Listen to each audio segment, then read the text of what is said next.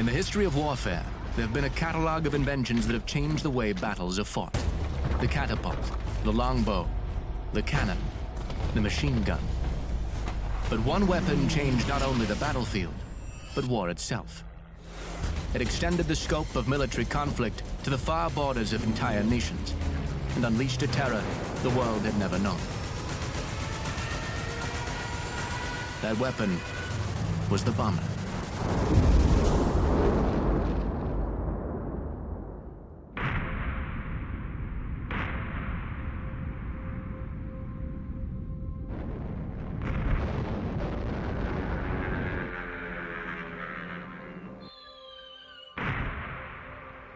December 7th, 1941, a date which will live in infamy. The United States of America was suddenly and deliberately attacked by naval and air forces of the Empire of Japan.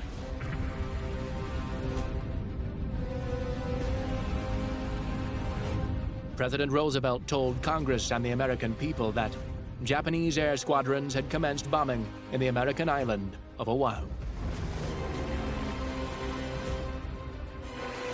He told America that it was now at war with Japan. 6 days later, Adolf Hitler declared war on the USA. The debris of Pearl Harbor had not been cleared. The fires still smoldered. But the damage was most definitely done.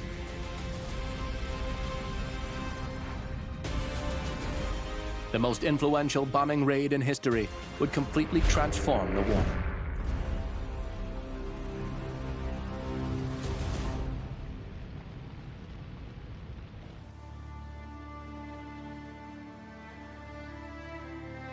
In the 3 months after Pearl Harbor, in early 1942, the Japanese made swift gains across a vast area of the Pacific, occupying the Philippines, Malaya, Indonesia, then the Dutch East Indies, Singapore, Hong Kong, and Myanmar, then Burma, up to the border of India.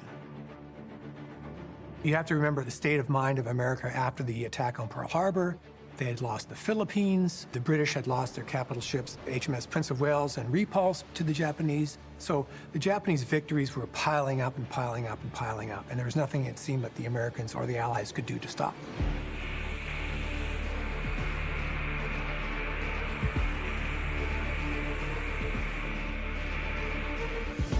America gearing up for war would need months before it could hit back effectively. But anger and impatience set U.S. military planners on the hunt for a gesture that would make it clear to the Japanese they were in for a fight. And they came up with a bombing raid.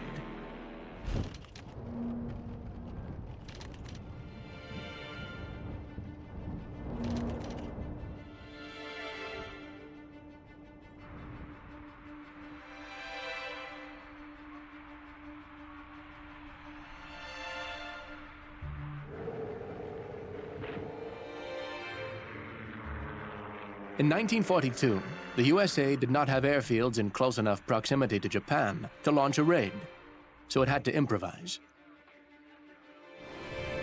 Task Force 18, the USS Hornet carrier group commanded by Admiral Halsey, set sail from San Francisco to the Pacific in April.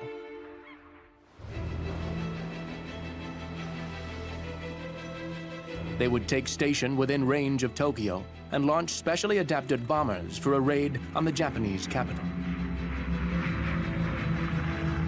It was a kind of publicity stunt on the part of Americans, a way of showing the Japanese that they were not invulnerable, that they could be attacked. Lieutenant Colonel Jim Doolittle, a maverick air trainer known for his high-flying stunts and deep knowledge of aircraft, was chosen to lead the mission. And Doolittle chose the B-25 Mitchell with its short wingspan for the job. Here is that secret airfield. 16 B-25s, twin-motored Army bombers, lashed to the Hornet's flight deck. He stripped the aircraft of as much weight as possible to allow liftoff from a carrier with a full payload. but things did not go according to plan.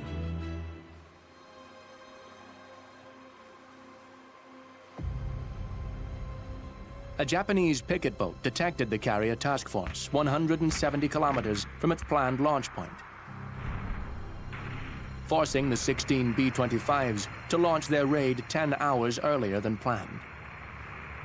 Their swift action succeeded in catching the Japanese unawares.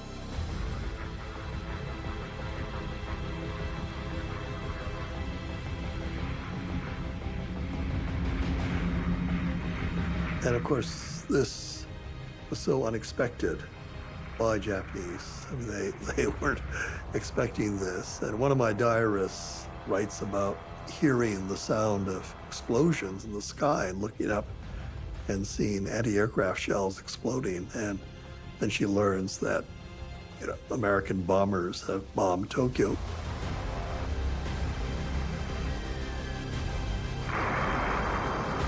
The raiders delivered their payloads of modified high-explosive and incendiary bombs on Tokyo, Yokohama, Yokosuka, Nagoya, Osaka, and Kobe, while taking hits from air and ground defenses. The B-25s did not have the range to allow return to their carriers. Instead, the plan was for them to fly on and land in China, who had been at war with Japan for 4 years.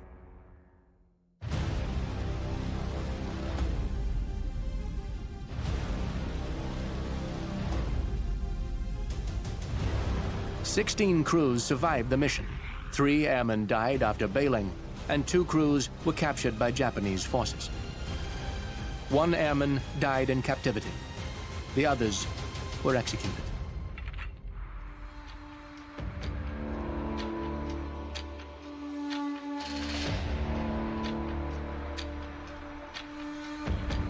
The Doolittle Raid did little damage, but it did have a decisive effect.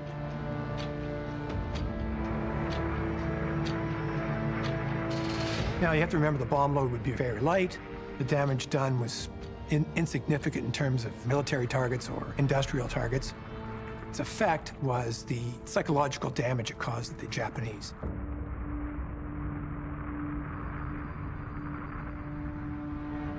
Naval strategists and tacticians in Japan recognized that the defense perimeter that had been constructed had been broken, and the country was not safe as they thought it was and should be.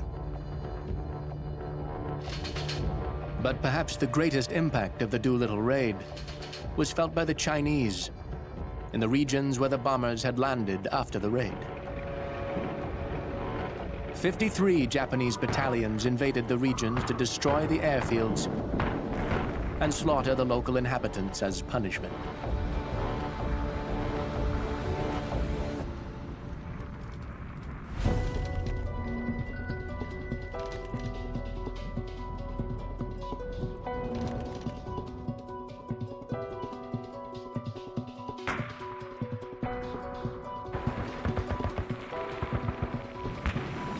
In Eastern Europe, battles of an unprecedented scale using infantry and artillery were being fought between Axis and Soviet armies. In the West, prior to the American arrival on D-Day, the British only had one real option to take the fight to the enemy: air power.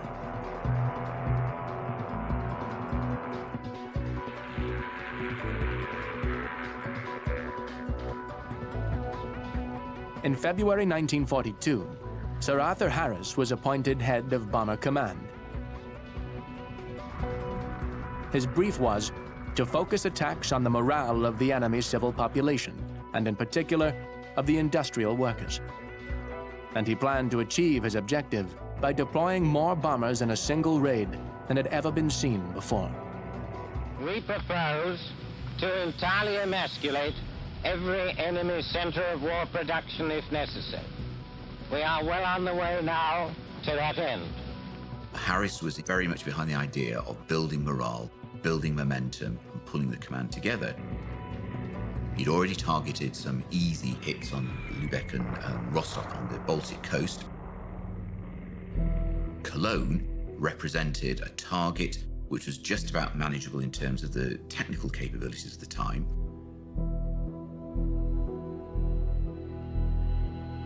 He had realized by that time that continuing to put British bombers over Germany, over Berlin, and having them shot down, the air crews destroyed, was not working. They simply did not have the technology at the time to hit the specific targets they wanted to.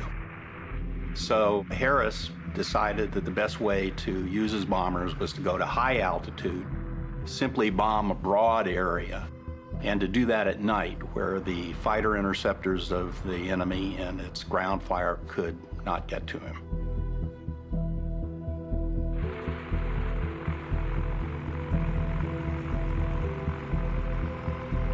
Harris's first opportunity to show the effectiveness of this strategy was Operation Millennium, set for the end of May and beginning of June 1942. These attacks, the first of their kind, each involved over 1,000 aircraft. The skies over Germany that day and pretty well every day since have been filled with Allied aircraft. Anybody who'd been vaguely near a bomber was thrust into the attack in order to try and get over the magical figure of 1,000. They get about 1,043, I think, is the eventual figure.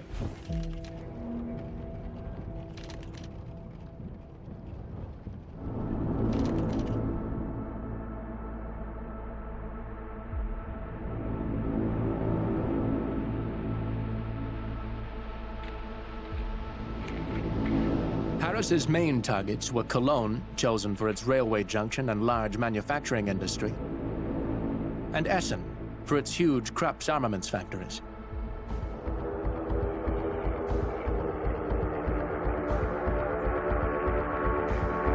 Shrouded in clouds, the attack approached one of the most heavily defended cities in Germany. German anti-aircraft defenses were radar-controlled, integrating more than 500 anti-aircraft guns and searchlights to spot and track targets. As the massed streams of medium and heavy bombers came in waves, they flooded the radar with data.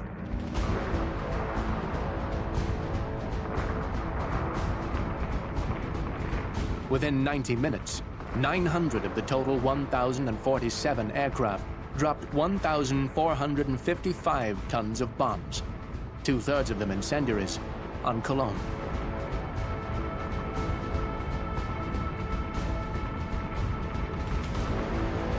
Civil defense on the ground was in chaos.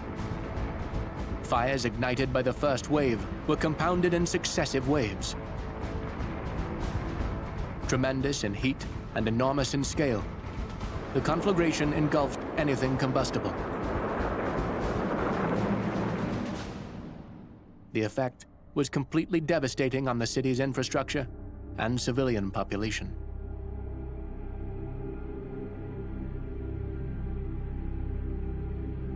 The purpose of it really, and its impact in terms of success, was in building momentum.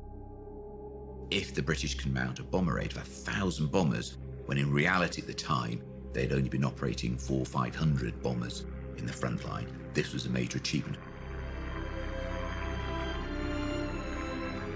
While German media decried the cruelty and pointlessness of the destruction of their cities, the former mayor of Cologne, Konrad Adenauer, an opponent of the regime who would lead West Germany after the war, laid the blame firmly at the feet of the Nazi leaders, whom he claimed had ignited the lust for revenge and retribution.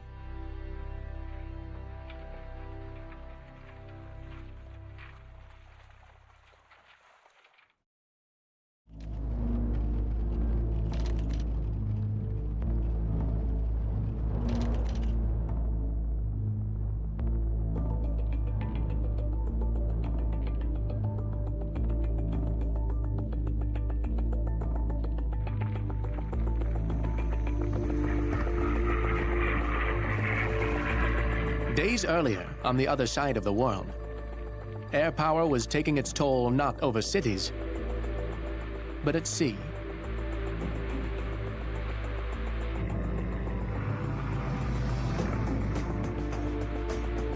Between May 4th and May 8th, the Battle of the Coral Sea was the first major US-Japanese encounter of the Pacific War.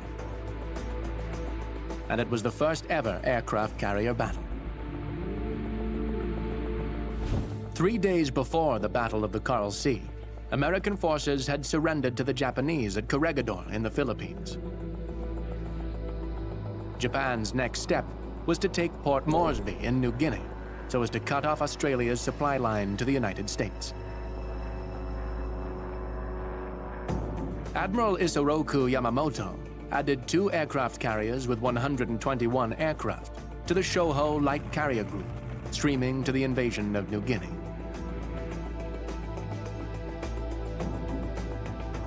Admiral Chester W. Nimitz' Pacific Fleet comprised of 5 carriers. But the Saratoga, Enterprise, and Hornet were unavailable. The Americans had the edge in destroyers and radar, but the Japanese were battle-tested and experienced. The Battle of Coral Sea has been called the battle full of mistakes, because it was. Both sides made significant mistakes strategically, operationally, and tactically. The battle was conducted solely by naval aircraft. It marked the first engagement in which ships fought without seeing each other.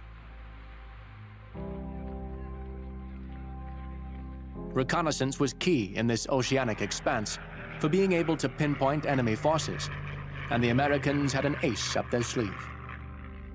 The American code breakers in Hawaii under Joe Rochefort break the code, and they figure out that there's something up in the Coral Sea. Nimitz decides to take a gamble and send 2 of his carriers, the Yorktown and the Lexington, off to the South Pacific. Nimitz's gamble paid off. Having spent days looking for one another, the carrier groups finally locate and launch against each other on the morning of the 8th of May. The Americans achieve a surprise against the Japanese. In this battle, the light carrier, Japanese Shoho, is sunk by American planes from the Lexington and the Yorktown. But the Japanese carriers managed to damage the Lexington and then sink it and damage the Yorktown. Admiral Sherman was reported to be the last man to leave the Lexington before she sank. Our country can well be proud of the performance of the officers and men of the Lexington. Their conduct was magnificent. It makes you proud to be an American, to see the way these boys performed. The larger Shokaku was also damaged, and the air group of the Zuikaku was put out of action.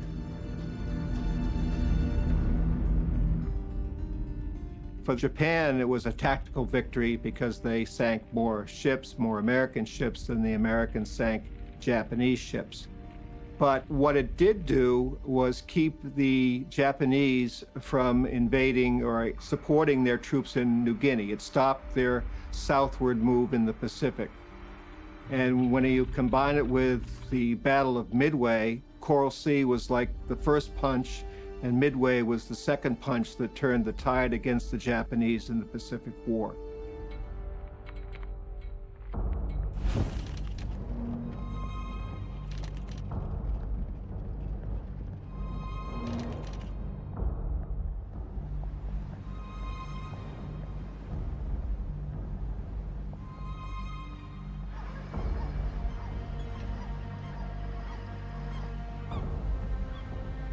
Midway is a tiny atoll which occupies a central position in the Pacific Ocean.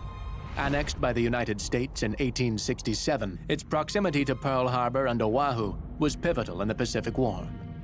It was regarded by the Japanese as the strategic linchpin in their efforts to contain U.S. naval power. Capturing Midway, and in conjunction with that, some islands in the Aleutians, would extend their ribbon of defenses towards America and keep America at bay.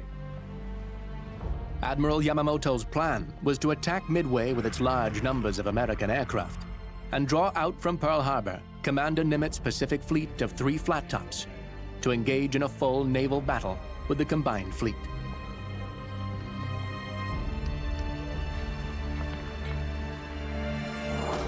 But the Japanese carrier force had an Achilles heel.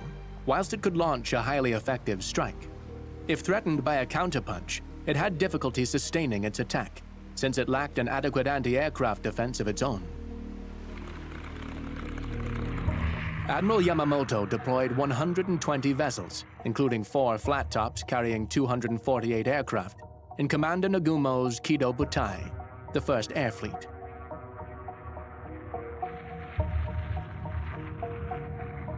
Admiral Nimitz's task forces were built around 3 carriers, 225 carrier aircraft, and 125 more planes stationed on Midway.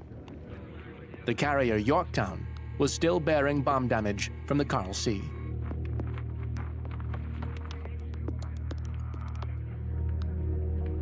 The battles of the Coral Sea and Midway introduced both Japanese carrier-borne aircraft and the American equivalent carrier-borne aircraft, fighters, dive bombers, torpedo bombers.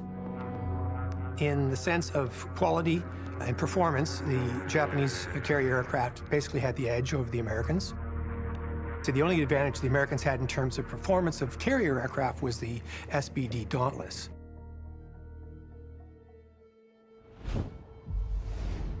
The Douglas SBD Dauntless was the primary carrier-based scout dive bomber for the U.S. Navy. With a loud 3,600-kilogram, 1,200-horsepower engine, its long range, easy handling and maneuverability, large payload, heavy firepower, and ruggedness made it popular with pilots. It was a great airplane. It was stable. It was easy to maintain. In a dive, it was extremely stable. It was a rugged aircraft. It could take a lot of battle damage. Its loss rate was probably the lowest of all the naval aircraft in the Pacific. It was very accurate with its bombing.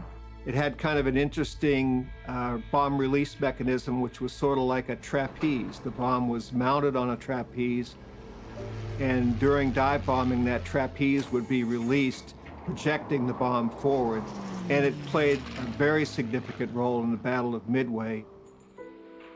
Manufactured by Douglas Aircraft, a total of 5,936 SBDs were produced during the war. They flew over 1 million operational hours from carriers in the Pacific and from land bases in the Philippines, Australia, New Guinea, and Java. At Midway, the SBDs were most effective in combination with other fighter-bomber types, which could tie down the Japanese Zero fighters in dogfights.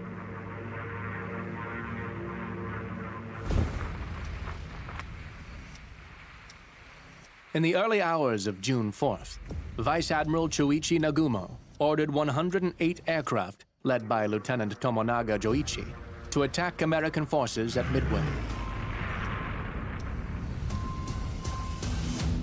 There were several elements of U.S. success. Probably the biggest one was that Americans had decoded Japanese military codes, knew they were coming to Midway, and were able to lay an ambush for them. The American planes met the Japanese attack squadrons 60 kilometers from base and stood no chance against the Zeros. 13 Buffaloes and 2 Wildcats were lost. The attack took 10 minutes, but was not decisive. Although the Japanese bombers caused significant damage to power plants, water lines, oil tanks, and other installations on the Midway Islands, it was not the knockout blow they had hoped, and they had lost 23% of their air group. At 7:45 a.m., as Tomonaga's squadron was still returning from Midway, Commander Nagumo was alerted to 10 U.S. surface ships approaching. He was faced with a dilemma: to recover his aircraft or launch another strike from the carrier decks. Nagumo decided to wait and recover his 78 planes in preparation for a second attack. The most impactful tactical moment came when the Japanese, who were fighting both a war against the bases at Midway and American carriers, were changing their aircraft on deck and were unable to respond to the dive bombers coming in. At 10:30 a.m. on June the 4th, 1942, a wave of 31 SBD dive bombers from the Enterprise attacked both the Kaga and the Akagi, detonating their excess ordnance and fuel left on deck, and the planes and bombs inside their holds.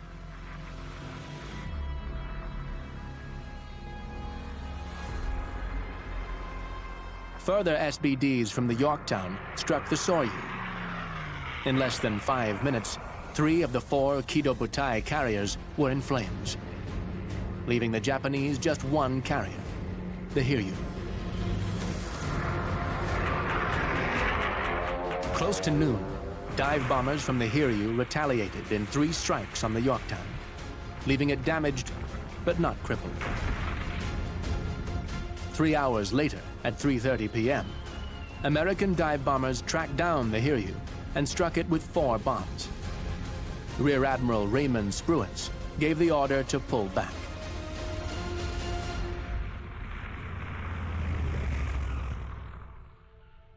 After 3 days of fighting, the Americans declared victory at Midway. In sum, 4 Japanese carriers, a cruiser, and hundreds of aircraft were destroyed, with some 3,000 personnel killed. The U.S. lost 1 carrier, 1 destroyer, 144 aircraft, and 362 personnel.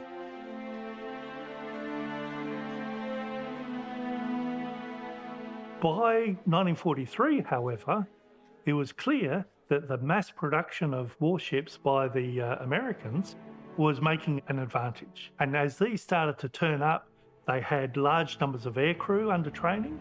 The Japanese didn't have that reserve of aircrew. And in fact, most of their pilots that would have been good to train new pilots lost their lives, and their maintainers and air technicians lost their lives. So this was a major drama. The Battle of Midway was the last major Imperial Japanese Navy offensive. The war at sea in the Pacific, if not yet won, had seen the initiative grabbed and pocketed by the U.S. Navy.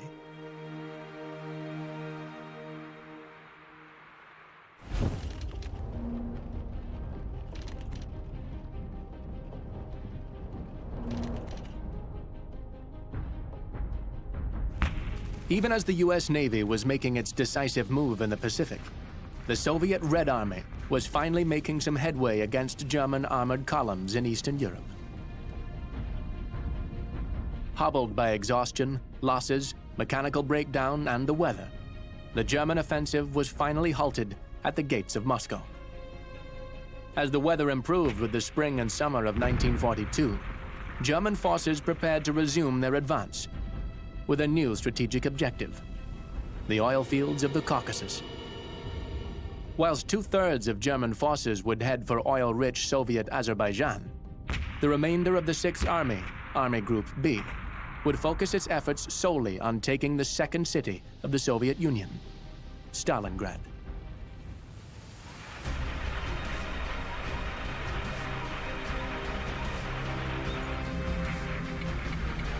The Luftwaffe bombing of Stalingrad was one of the most deadly and devastating bombing operations of the war in the East.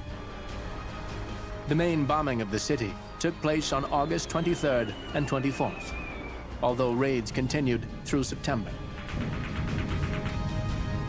The main Luftwaffe group, Group 4, was led by General Wolfram von Richthofen, who had flown in the First World War with his famous cousin Manfred, the Red Baron, and had led the successful bombing of Warsaw. Luftwaffe Group 4 flew 1,600 sorties over Stalingrad, operating 400 bombers consisting of Heinkel HE-111s and, in particular, Junkers Ju-88 medium bombers.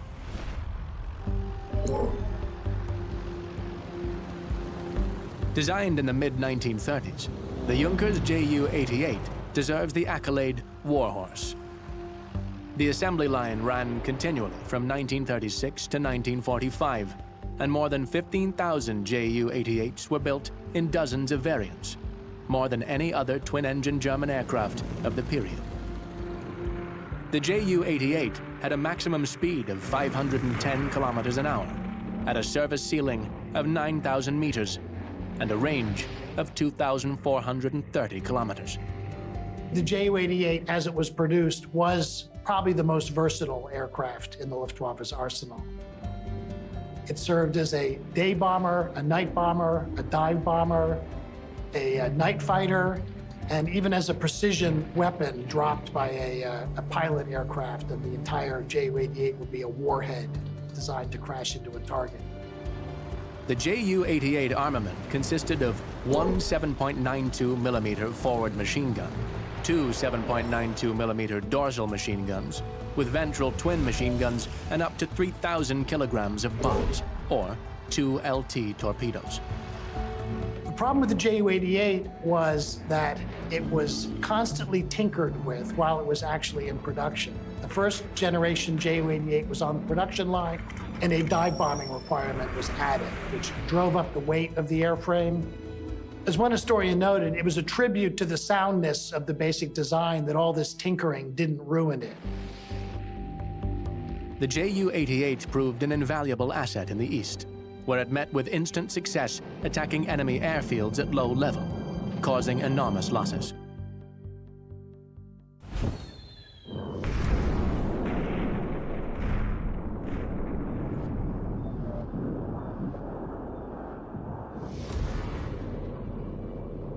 At Stalingrad, the lack of Soviet air defenses enabled the Germans to fly in low and drop their bombs to devastating effect.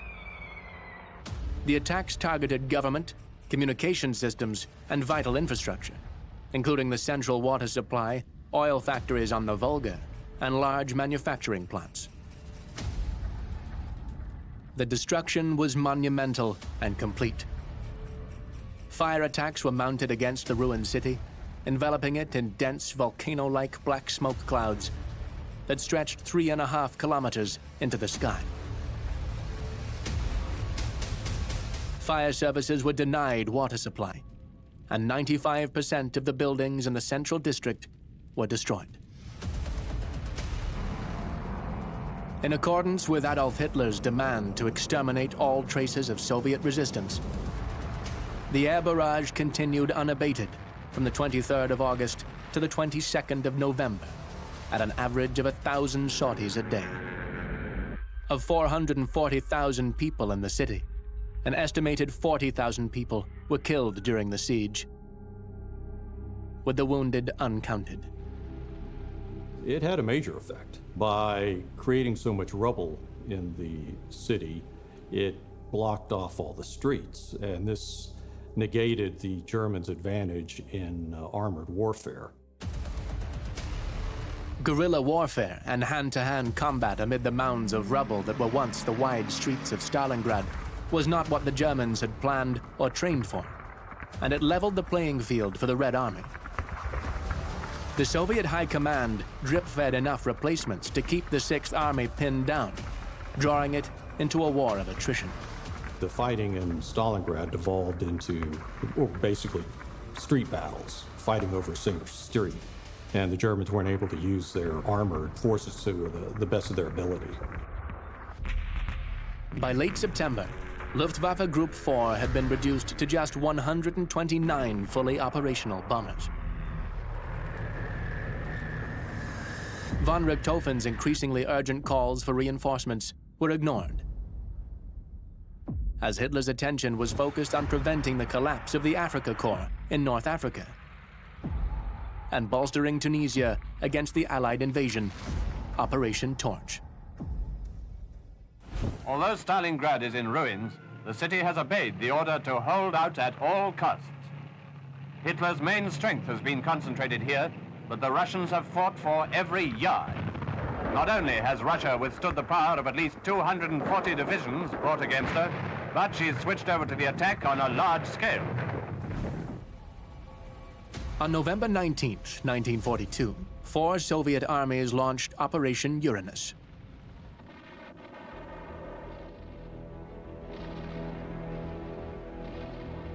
Operation Uranus was the envelopment of the Axis forces at Stalingrad, which happened in November of 1942. And the aircraft were very important in this. They attacked fortifications before the attack, and afterwards they helped the Soviet troops to exploit these breaches in the German lines. 1,400 Soviet aircraft, LAGG-3, MiG-3, and IL-2 machines, pounded the German 6th Army enclosure. Despite Goering's protestations against the use of his Luftwaffe as a ferry service, an airlift was ordered to try to resupply the beleaguered German troops.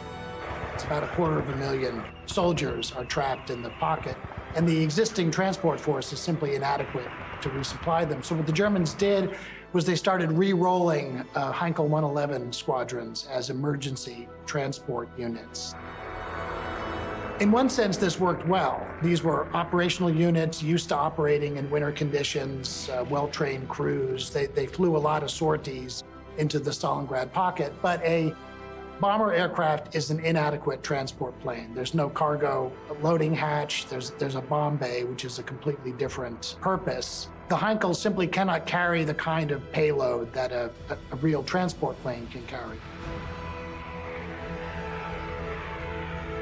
Alongside the HE-111s, a mixed force of new and old aircraft operated in an effort to supply the 6th Army.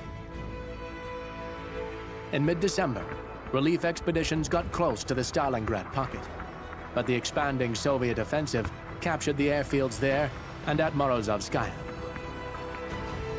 The arms of this pincer had joined, cutting off the whole of the German armies in the Stalingrad area. The fate of the German 6th Army was sealed.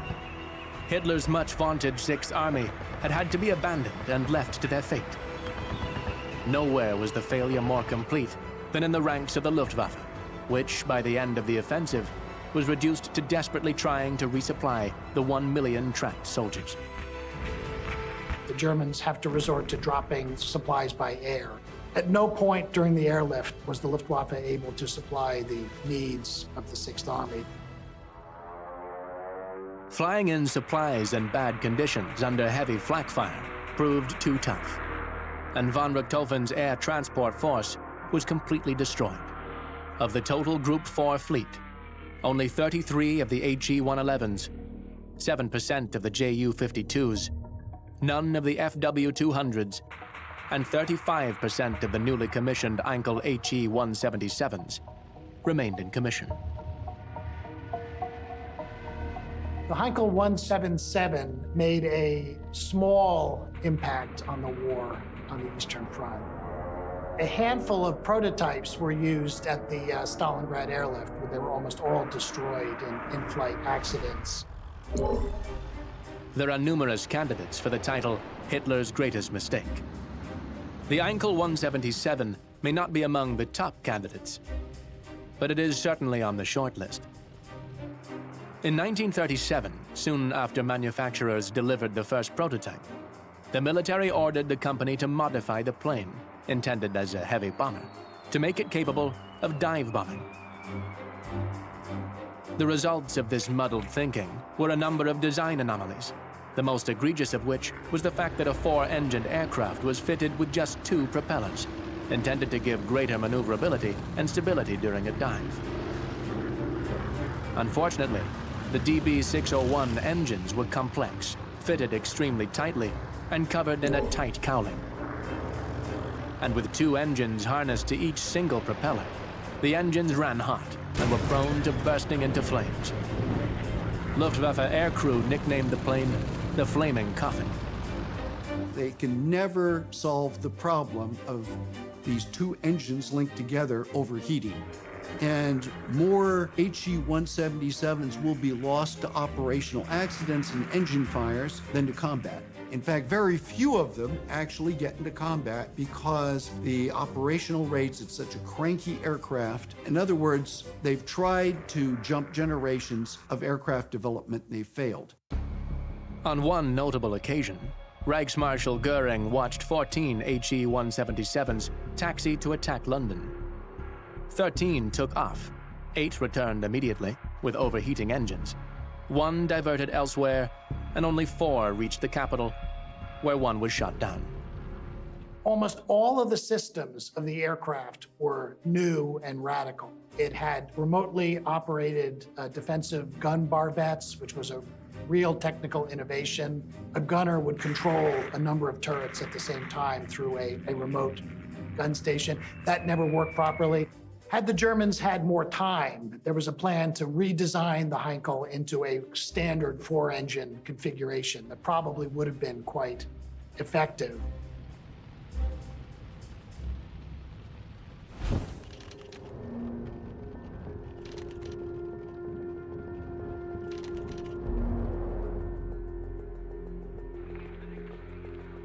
It is impossible to imagine a more complete contrast to the German experience of aircraft design and manufacture than what was playing out across the Atlantic.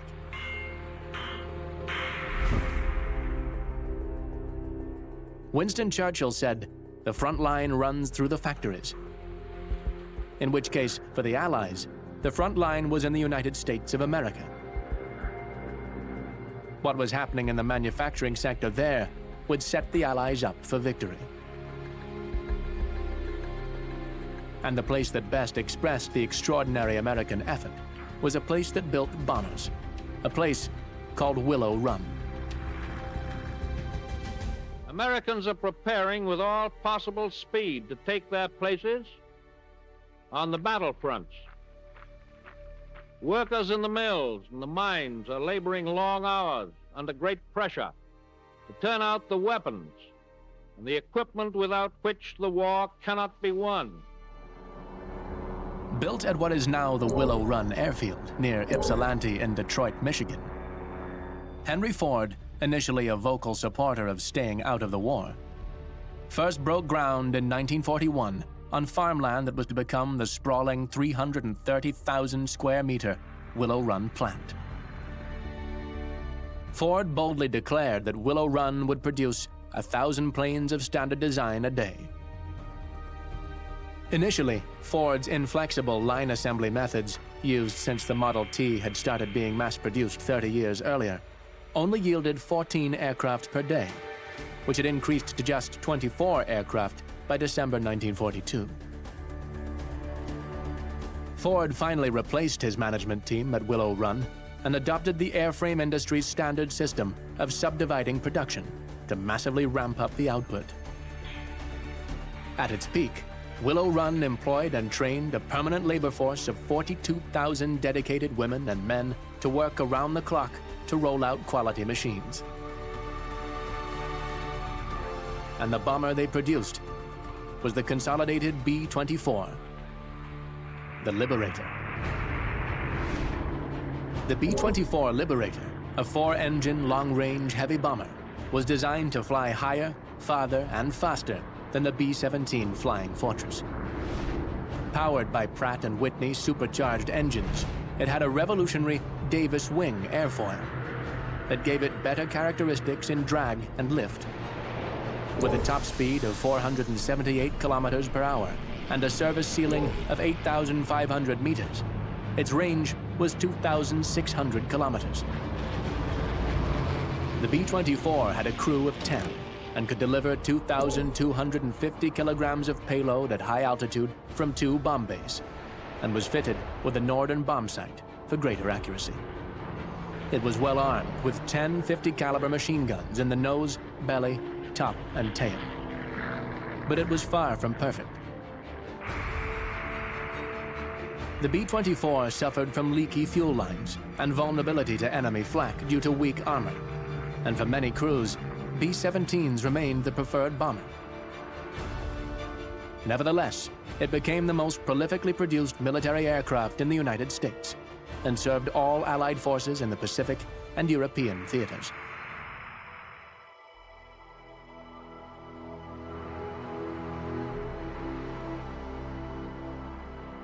The success of the B-24 Liberator was less its design than the sheer volume of the planes made available. Mass producing in great quantity was the American industry's greatest wartime achievement. To compensate for the loss of manpower due to conscription, the government launched an aggressive recruitment campaign based on the rallying cry that the war would be won on the American production line. Most famously symbolized by Rosie the Riveter, the campaign successfully brought millions of American women into the labor force to tremendous effect. Importantly, President Roosevelt put in charge of the military-industrial complex people who knew what they were doing, since they'd been doing it in the private sector for a generation. Henry Ford's arch-nemesis, General Motors President William Knudsen, was appointed to oversee industrial production, and other giants of industry would be given government roles to ensure that the war effort was the top priority for all. 4 days after Pearl Harbor, on the 11th of December 1941, Knudsen ordered automobile companies to cease civilian production. He approached Detroit's manufacturers to mass-produce military hardware.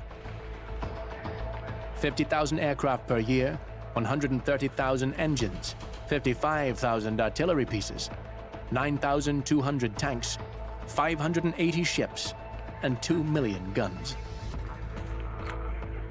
To further streamline the process, thought was given to moving aircraft swiftly from the production line into active service, and pilots and crew were housed and educated on site. Under Ford's new production line regime, Willow Run, when fully operational, delivered 8,700 B-24s at a rate of 650 per month. Out of the total of 18,482 B-24s produced by September 1945. But by then, the shape, the scale, and the power of the bomber had been redefined by the most expensive and largest airborne weapon to go into service in the war: the B-29 Superfortress.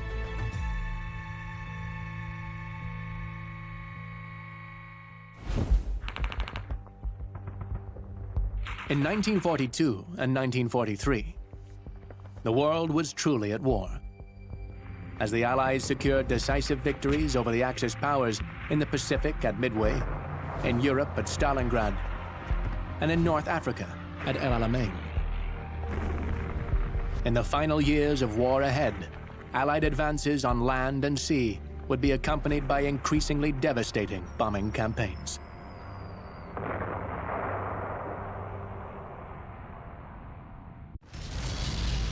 In the history of warfare, there have been a catalog of inventions that have changed the way battles are fought. The catapult, the longbow, the cannon, the machine gun. But one weapon changed not only the battlefield, but war itself. It extended the scope of military conflict to the far borders of entire nations and unleashed a terror the world had never known.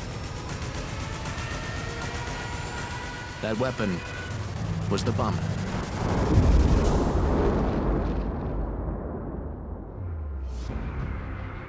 By 1943, the war of conquest was over. For Germany and Japan, facing growing Allied strength on all fronts, it was now about hanging on to what had already been won.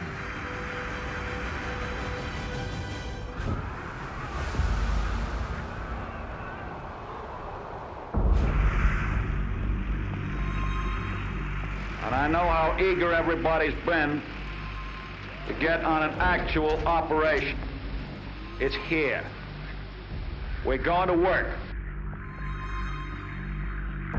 The United States Army Air Force, USAAF, considered air power most effective in daytime, low-level precision bombing against industrial and military targets.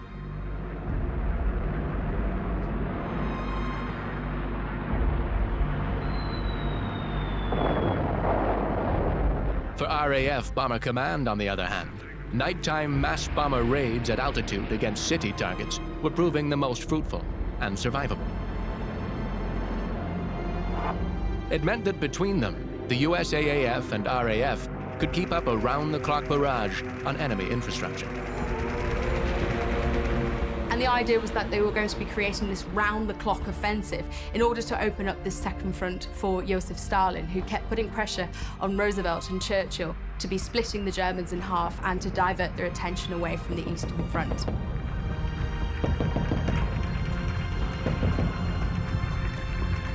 By the time of early 1943, it was imperative to decide precisely the direction that Allied strategy should take for the following year, and what would be the best means of bringing the Axis powers under pressure.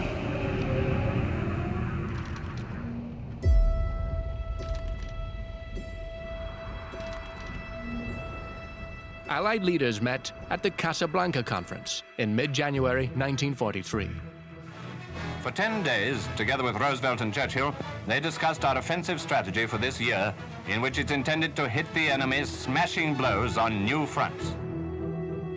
Air Vice Marshal Arthur Bomber Harris regarded the American preference for precision bombing as a diversion. He urged RAF Chief of Staff Charles Portal to push for round-the-clock area bombing of German cities. Now is not the time, in any way, to ease up. He is in favor of area bombing or saturation bombing, in which you attack a larger part of a city to make sure that at least something is hit. He was against precision targets. He didn't think it could work. The American planners saw minimal value in the RAF saturation bombing of cities and questioned its overall aim: to kill Germans, neutralize man-hours, or damage key installations. The Yanks dismissed the British approach of saturation bombing. They were sure that American technology was going to be superior enough that we could manage to do low-level precision attacks where the British couldn't. At the urging of General Henry Hap Arnold, the commander of 8th Air Force, General Eaker offered a compromise. If the RAF continues night bombing, and we bomb by day, Eaker said, we shall bomb them round the clock, and the devil shall get no rest.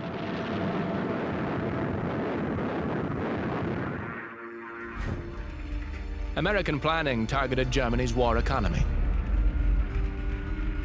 As such, General Arnold put forward a plan for industrial targets, which included the Luftwaffe,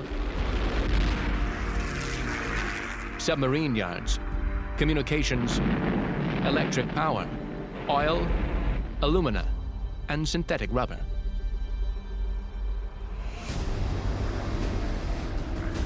On January 24th, 1943, the leaders agreed to a combined bomber offensive. The ways in which that was to be done differed so much they didn't really coordinate very much. So the two bombing campaigns really continued to operate alongside each other, but not together. The combined assault would have devastating effects for the German people. A second-order effect of the combined bomber offensive was that it drew away fighter resources and anti-air resources from the eastern and western fronts into the German homeland to protect the German populace. As U.S. bomber strength and confidence grew, in the summer of 1943, the combined chiefs of staff issued the point-blank directive, the objective of which was to demolish the Luftwaffe. This would neutralize Germany's air capability in preparation for the eventual Allied invasion of Northwest Europe.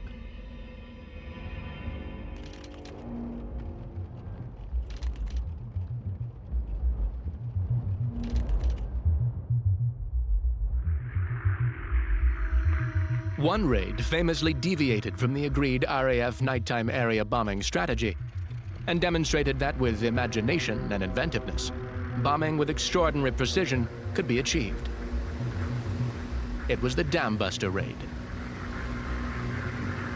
Operation Chastise, better known as the Dam Busters raid, was a different kind of bombing raid for Bomber Command. So where they'd been carrying out this kind of mass area bombing, talking about big areas, this, in contrast, was kind of more of a surgical strike. In September 1940, an RAF report had proposed destruction of the biggest dams in the Ruhr area. These were the Möhne, the Eder, and the Zorpa dams, with also the Anirpa dam as a backup. And the idea of attacking these dams was to starve the Ruhr Valley of the water it needed for steel production, but also to interfere with its waterways, and indeed to hit at the heart of Germany, and to show that even this Waffenschmiede des Reiches, this armory of the Reich of the Ruhr, was not invulnerable from British attack. The dams in the Ruhr Valley, some of them had slightly quirky features that made them quite difficult bombing targets. And they had been considered in 1937 as potential bombing targets in the advent of war. But they couldn't do it early on in the war because they didn't have the kind of technology that they needed. It was estimated that more than 9,000 kilograms of explosive, detonated at the base of the dam walls, would lead to the walls' collapse under the pressure of the water. The challenge is in the description at the base. Dropping bombs, even successfully, on top of the dams would not guarantee a result. So the challenge lay in devising a bomb which could be delivered by existing bombers against the base of the dam walls. In order to achieve this precision attack, there was a specific type of bomb that had been developed for the dams raid. So this was called Upkeep, better known as the bouncing bomb, and it was developed by the aeronautical engineer Barnes Wallis. The scientist and engineer, Barnes Neville Wallis, who had worked for Vickers Armstrong on airships and on the Wellesley and Wellington bombers, together with Dick Collins, managed to detonate a scaled-down charge against a model dam. In the spring of 1942, the Dam Buster team then came up with a unique bomb powered by an internal engine, making it spin backwards, preventing it from sinking. Named Upkeep, the bomb's initial spherical casing was found to shatter on impact, so was updated with a stronger, cylindrical design, affectionately known as dustbins. The idea was that the backward spinning cylinder, delivered from a height of 18 meters at 373 kilometers an hour, would skip across the surface of the water 7 times, traveling some 700 meters, avoiding submerged torpedo nets, hitting the dam wall, sinking, and detonating at the base.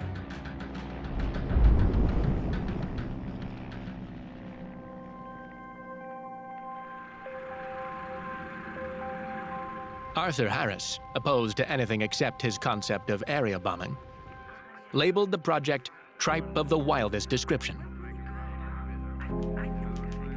But the tests convinced the Air Ministry staff to approve the operation. Armed with the Upkeep bombs, No. 617 Squadron was readied for their dispatch under Wing Commander Guy Gibson. The full-size Upkeep could only be carried by the largest and best British bomber available at the time, a customized Avro Lancaster. The Lancaster became the principal RAF heavy bomber in the combined bombing offensive over Europe. In a lot of ways, the Lancaster bomber actually answered the prayers of bomber commands. It was particularly agile for a heavy bomber. It could really be thrown about left and right. It could take quite a lot of damage. The Lancaster had 4 wing-mounted Rolls-Royce Merlin V12 engines, a signature greenhouse cockpit, turret nose, and twin tail. Top speed was 454 kilometers an hour, dependent on altitude, which was regularly above 6,000 meters. The Lancaster bristled with defensive machine guns in the nose, the top, the belly, and the tail of the plane. But armor plating was reduced to increase the payload, making the Lancasters vulnerable to interception by faster, nimbler fighters. The unobstructed bomb bay stored 1,800 and 5,400 kilogram bombs, as well as packages of smaller bombs and incendiaries.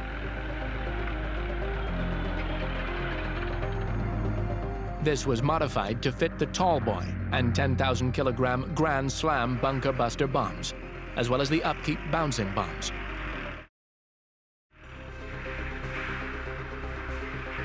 The Lancaster was used in 156,000 sorties and delivered 608,612 bombs, becoming the most successful and prolific British bomber of the war.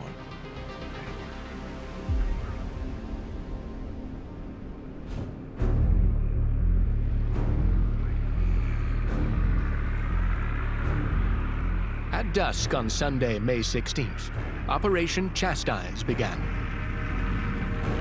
3 groups of specially fitted Lancasters lifted off in 10-minute intervals from RAF Scampton. Everything would need to go like clockwork if they were to achieve their objective. The first group, led by Wing Commander Gibson, attacked the Myrna Dam, which took 4 bouncing bombs before it finally collapsed, with water surging down the valley. 2 Lancasters were shot down with flak. The squadron then advanced to the Eder Dam, which also took 4 hits to destroy. Its deluge burst riverbanks and flooded agricultural land. The second group, led by Wing Commander Joe McCarthy, attacked the Zorpa Dam. Only McCarthy's aircraft reached the target, causing superficial damage. The other Lancasters were shot down. The final group attacked the Lister and Ennepa dams. 1 Lancaster was coned by searchlights and shot out of the sky. Another was shot down over an airbase, and 2 more returned after delivering their payloads. A final Lancaster returned with its bomb unused.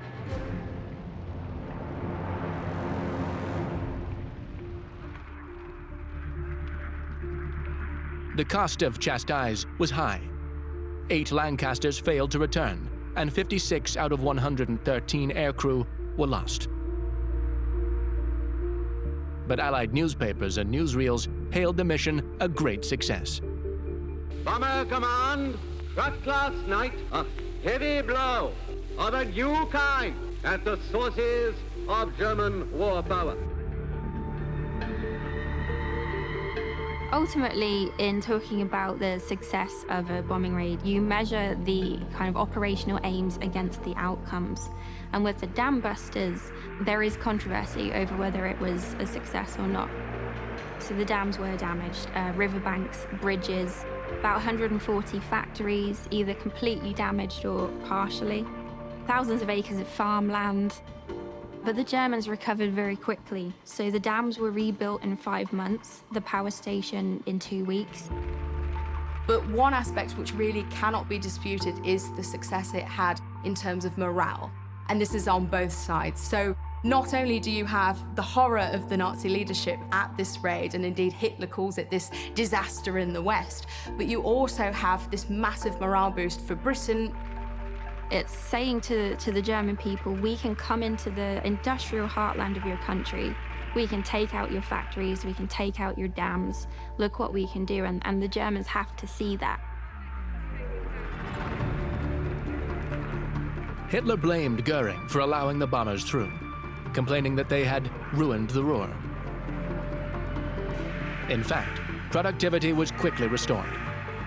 Albert Speer, Minister for Armament and War Production, diverted 30,000 workers from the Atlantic Wall fortifications to repair the damage.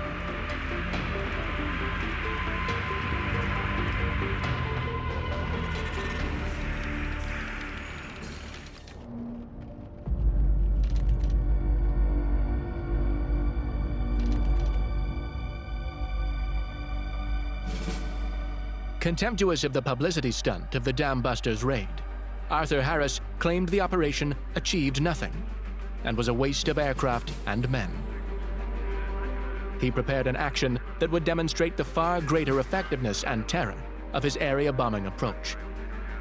He chose Hamburg as his proving ground.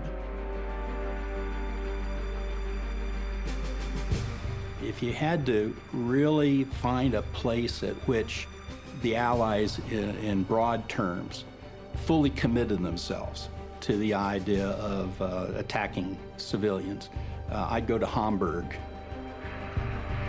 The port city of Hamburg was listed as #1 priority for its shipyards, proximity to British bases, and vulnerability rating. Harris's bombing operation against the city was codenamed Gomorrah. Which to me is telltale, because Gomorrah was an ancient city that was destroyed by God. What did he do? He used fire and brimstone to destroy the city and all of its inhabitants. The bombing of Hamburg was to be carried out over 8 hot summer days and 7 balmy nights. The British send in these massive night raids over several days against Hamburg, and in daytime, the Americans will send in 2 big raids. Bombers of the 8th United States Air Force, taking off from aerodromes in England, continue their round-the-clock devastation of war plants in Nazi Germany. So you have a period of several days where Hamburg has thousands of tons of bombs dropped on it, and a great part of those incendiaries. In 1941 to 1942, the use and effectiveness of incendiary weapons had been studied by British and American researchers. Investigation was carried out, scientific analysis and so on about the best mix of high explosive incendiaries, which to us in the modern day, you look back and it was really brutal, but there were methods of use high explosive to create sufficient damage, to open up gas lines and things like that, and to damage the firefighting services later on. The method was to fly tight formations of combined bombers and drop at least 10,000 tons of incendiary and high explosive bombs. By this time, attacking cities has become an art. You're not only dropping incendiaries, you're dropping a certain number of large, 1,000, 2,000 pound bombs, which will create such large craters that will wreck the water mains, making firefighting impossible, wrecking the roads. It was crystal clear, and a warm wind blew on the night of the first raid. The 800 RAF bombers, flying at night, attacked in waves.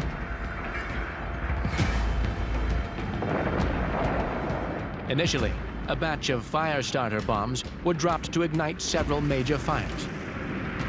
Then, wind speed, which was a critical factor, combined with further bombing, fused these fires together into an uncontrollable inferno.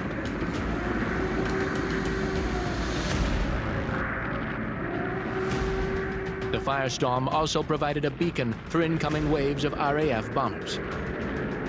Bombardiers looked down through H-2S radar sets to find Hamburg glowing beneath them.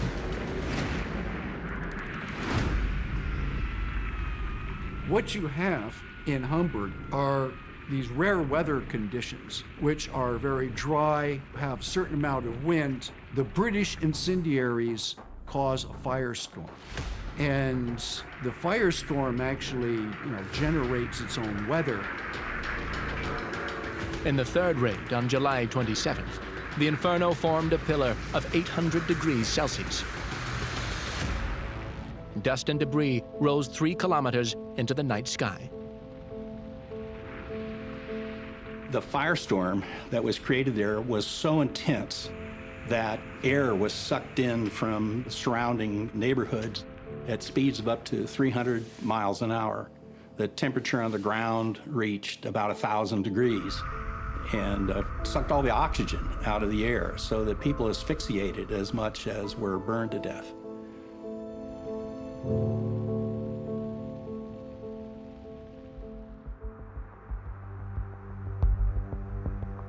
The destruction of Hamburg over 8 days was like nothing anyone had ever seen before, surpassing even the level of destruction visited on Cologne in 1942. 40,000 people perished from the firestorm alone, which lasted for 3 hours, on par with Stalingrad in loss of life. 900,000 people were evacuated. 16,000 buildings and 61% of residences were destroyed or damaged.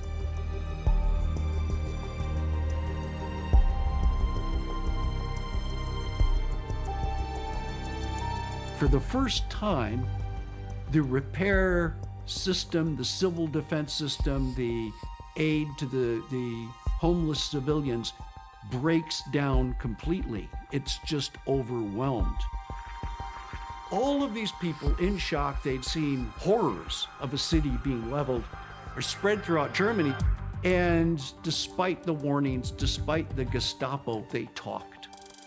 And they told friends, neighbors, family what they had witnessed. And in fact, word gets out among the German population is that the Allies could actually destroy an entire city. The civil population of Germany have, however, an easy way to escape from these severities. All they have to do is to leave the cities, abandon their work, and go out into the fields and watch their home fires burning from a distance.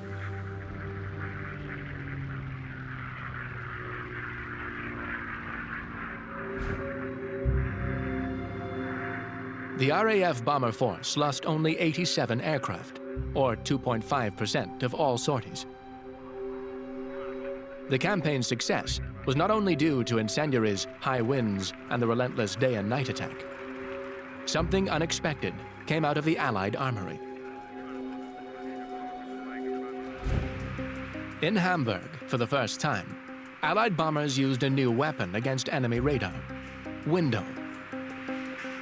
Window was the code word for chaff. Now, chaff was a metallicized strip of paper. So these strips of paper were wrapped in these large bundles. So as the bomber formations approached their target, the lead bombers would start chucking out these bundles of chaff. These bundles would explode into the air, and the paper would slowly float down. So what it looked like on German radar was a screen of noise. About 7,000 bundles of aluminium strips were dropped from the chutes of Lancasters and Halifaxes.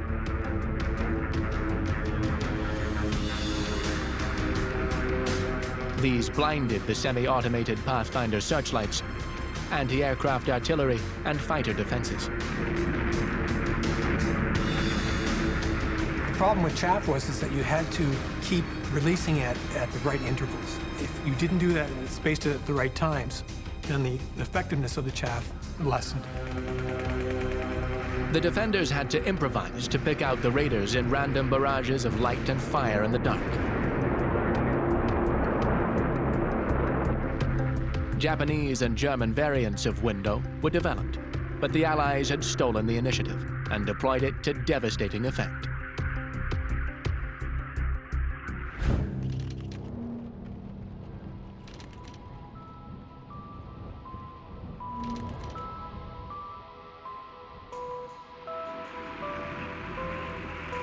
In August 1943, it was the Americans' turn to prove their strategy.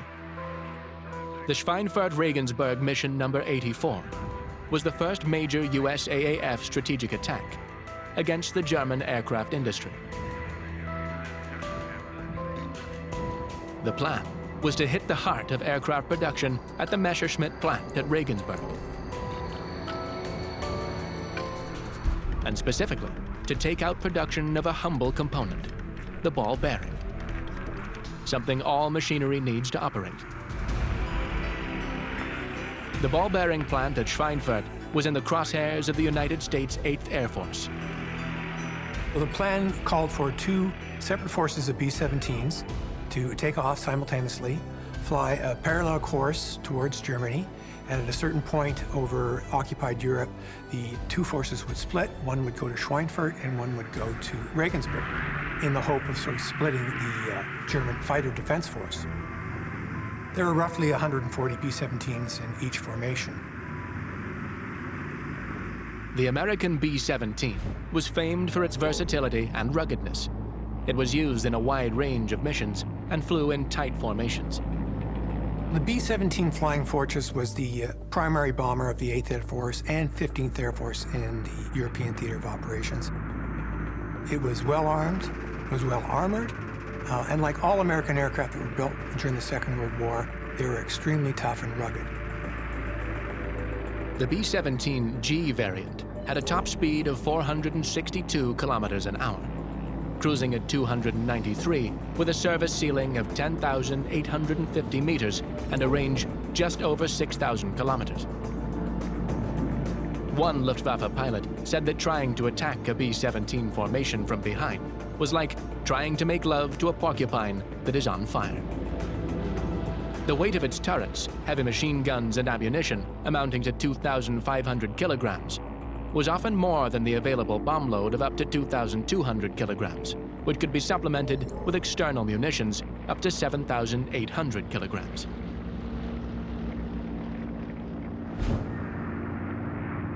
On August 17, 1943, a total of 376 B-17 bombers were dispatched to Bavaria, southern Germany.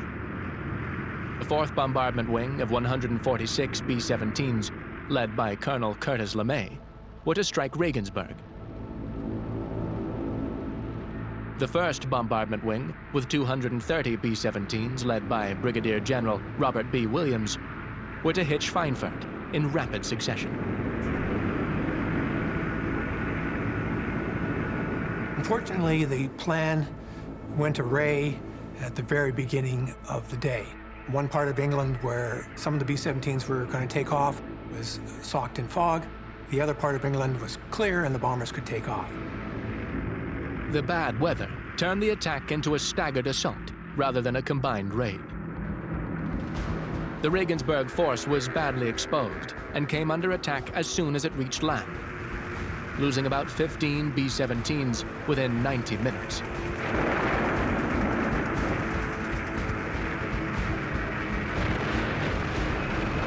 Once they reached the target, they dropped 300 tons of bombs and traveled on to North Africa, losing 9 further aircraft due to lack of fuel.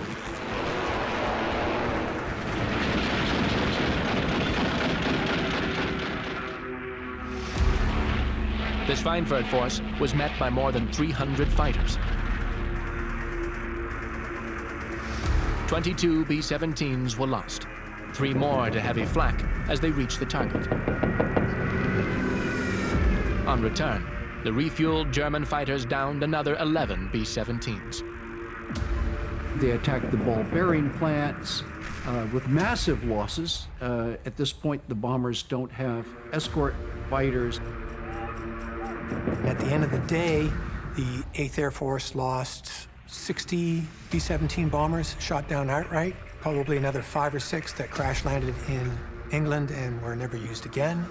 So it was a total disaster from the perspective of the 8th Air Force.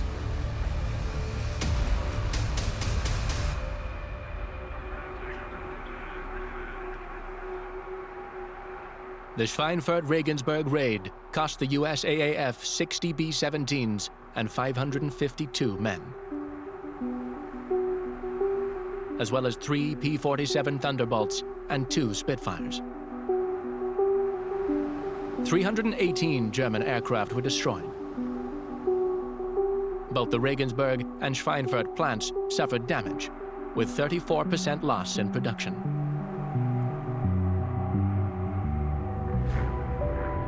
A month later, on Thursday, October 14th, 1943, the 8th Air Force assembled 291 B-17s in 2 bomb groups for Mission 115 for a second raid on Schweinfurt.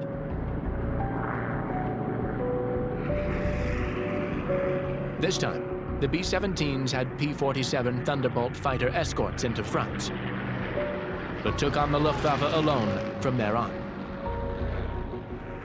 Known as Black Thursday, Mission 115 marked the most bombers lost in a single-day raid.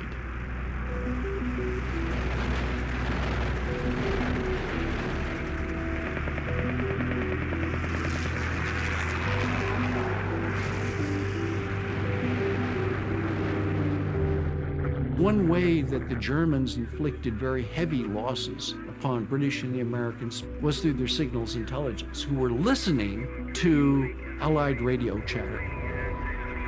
They knew that when certain types of radio chatter began, that in 2 hours, the bombers would start coming their way. They have a very good command and control network. They have good radar. They bring the fighters in. This is how dangerous it is for bombers. The problem is that when the Americans attacked, in this example of the Schweinfurt attack, Black Thursday, the losses were so heavy that they couldn't mount a second attack and do even more damage to the plant. So the damage was repaired, capacity was brought back up to speed, and the Germans were able to make their ball bearings again.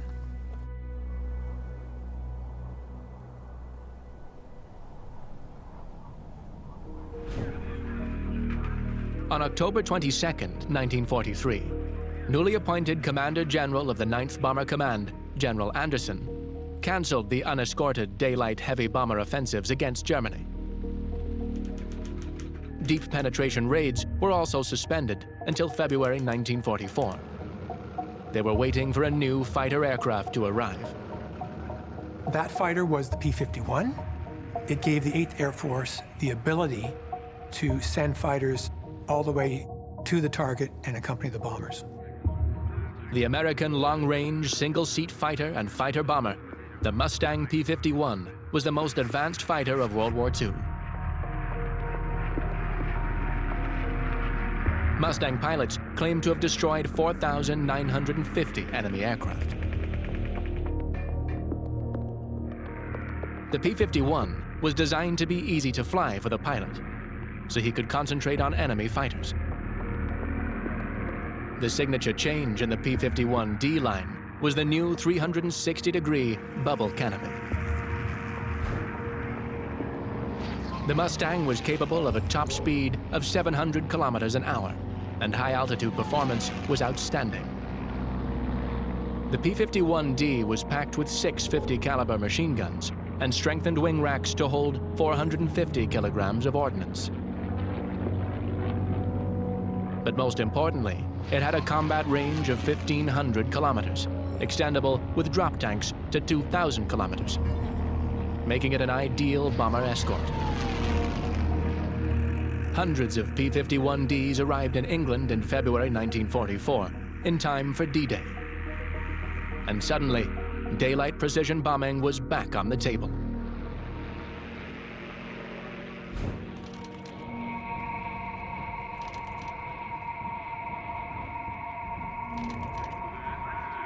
By late 1943, with the second front yet to open, Allied progress through Italy was slow.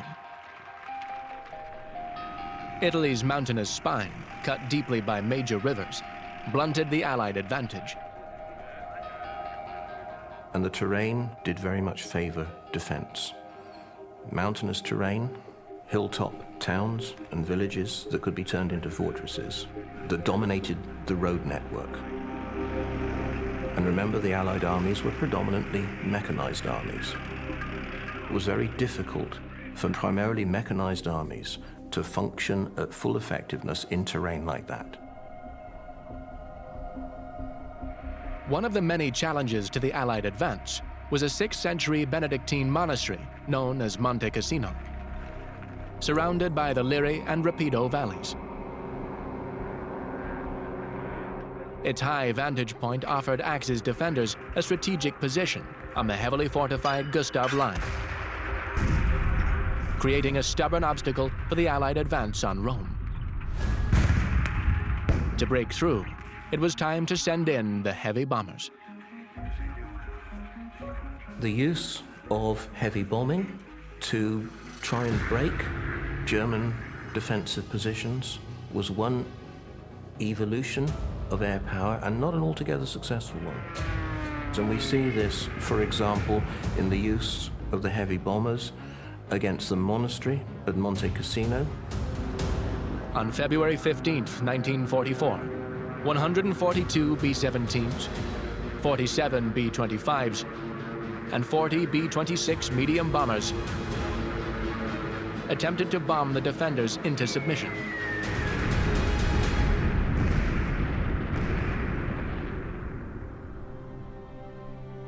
The raid reduced the monastery to smoking ruins. The use of bombing created a great deal of rubble that your own attacking forces couldn't necessarily negotiate easily or quickly enough to take advantage of the effect of the bombing. And this was certainly the case at Cassino. It remains debatable whether the Germans were ever in occupation of the abbey. The feeling is generally now that they never were, although they were using the hillsides as observation posts. They weren't actually in the monastery buildings itself. The Allies believed they were, and certainly the soldiers in the valley below were quite convinced they were. Germany, of course, has denied that her troops occupied the place before the bombardment. Visual evidence that they were there completely demolishes that story, for many Germans were seen earlier making their getaway.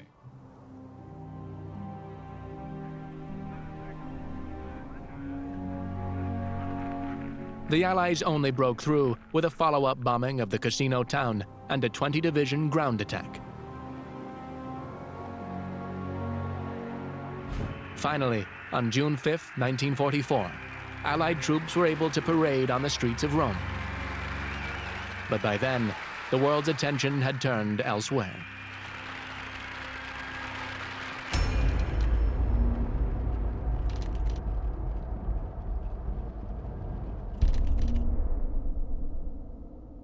Almighty God, our sons, pride of our nation, this day have set upon a mighty endeavor, a struggle to preserve our republic, our religion, and our civilization, and to set free a suffering humanity. On June 6, 1944, in Operation Overlord, Allied forces stormed the beaches of Normandy, finally opening the second front and surprising the German defenders, who had been expecting them at the Pas de Calais.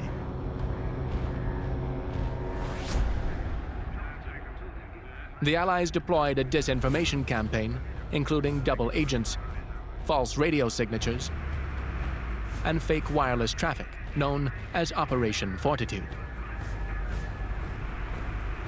The idea was to convince the German generals that the Normandy landing was just a diversion, and a larger assault on the Calais area, 240 kilometers from Normandy, was looming. The bombing of transport infrastructure behind the actual landing beaches was vital to the disruption of Germany's ability to resupply and reinforce the beachheads. A larger bombing campaign north of Normandy was purely part of these deception plans.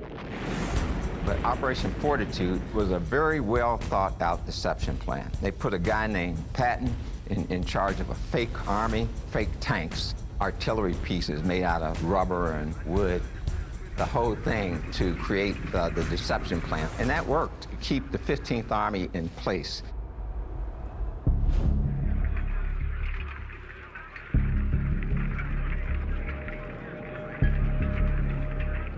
In the immediate build-up to the invasion, on the 2nd to the 5th of June, the Allies conducted 3,876 sorties and dropped 18,110 tons of bombs.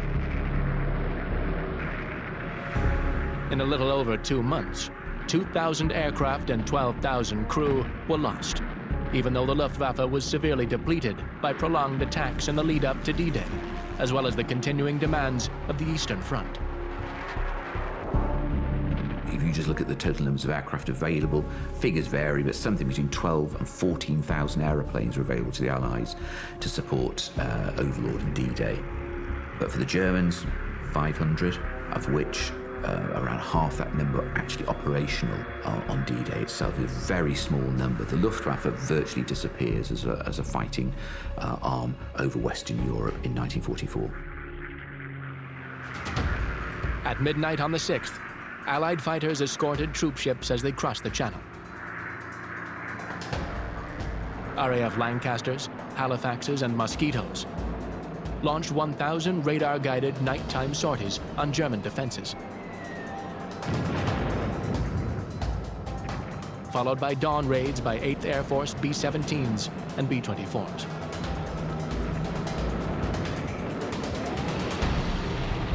This included the bombing of Caen and 10 other French towns on June 6th and 7th to block German reinforcements with rubble.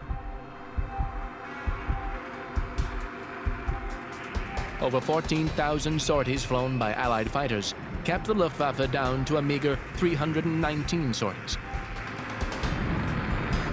Jamming enemy radar, attacking transport railway junctions and roads, and suppressing defensive fire.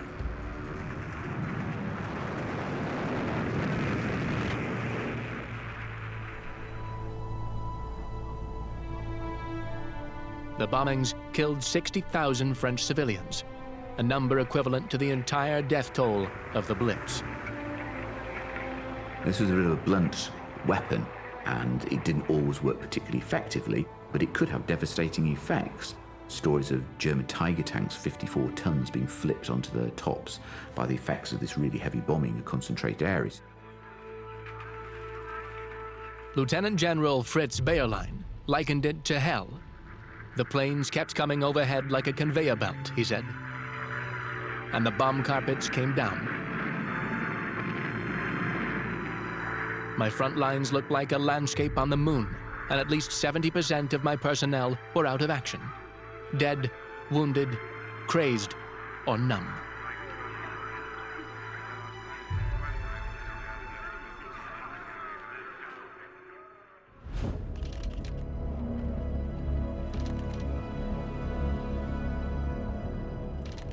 With the breakout from the beachhead, Allied aircraft were returned to the duties from which they'd been reluctantly released by the Chief of Bomber Command, Arthur Harris. For Harris, bombing German cities remained the key to victory. Bombers now flew, supported by the new long-range fighters, against a greatly weakened air defense system, resuming the attack on German towns and cities. The campaign reached new levels of intensity. By that time, Nazi Germany was pretty clearly beaten. The Russians were pouring in from the east. Bombing attacks by the Brits and the Americans had reduced the 70 largest cities in Germany to rubble. Bombs were now being dropped on previously produced rubble.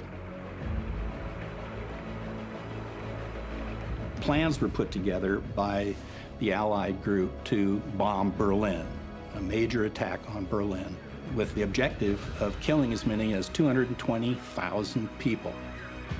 Those plans were eventually called off, but they were converted then into attack on Dresden.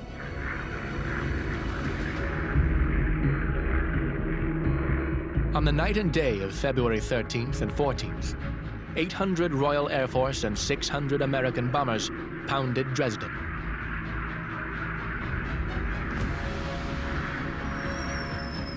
.400 returned on March 2nd, and another 572 for a final raid on April 4th.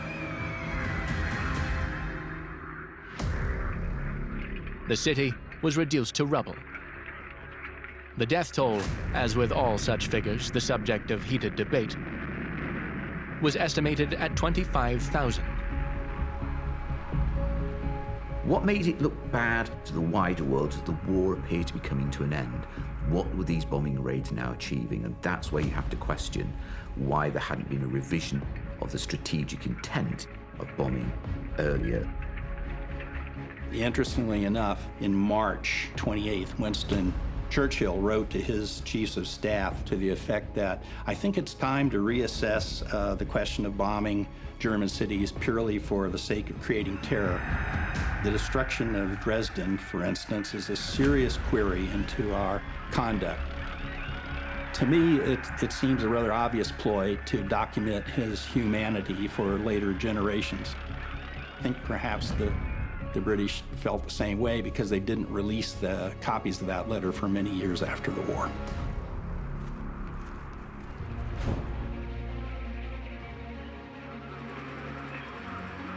In the last months of the war, the combined Allied day and night strategy was to be altered by new weapons that pointed the way towards future war.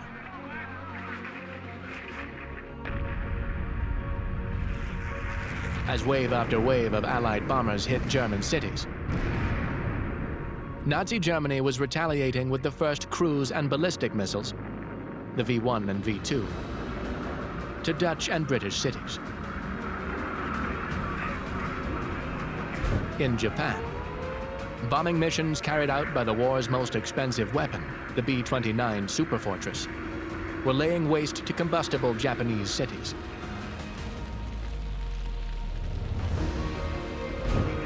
And then, just as it looked as if the bombing missions couldn't get any more devastating, 2 US B-29s, Enola Gay and Boxcar, flying out of Northfield Air Base Tinian in the Pacific, were loaded with bombs whose destructive power would terrify the entire world and change warfare forever. It is an atomic bomb. It is a harnessing of the basic power of the universe. The force from which the sun draws its power has been loosed against those who brought war to the Far East.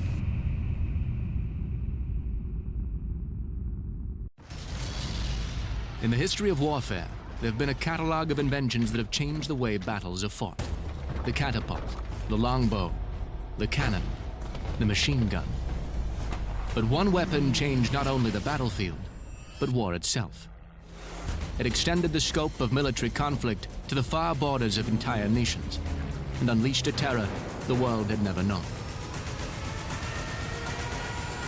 That weapon was the bomber.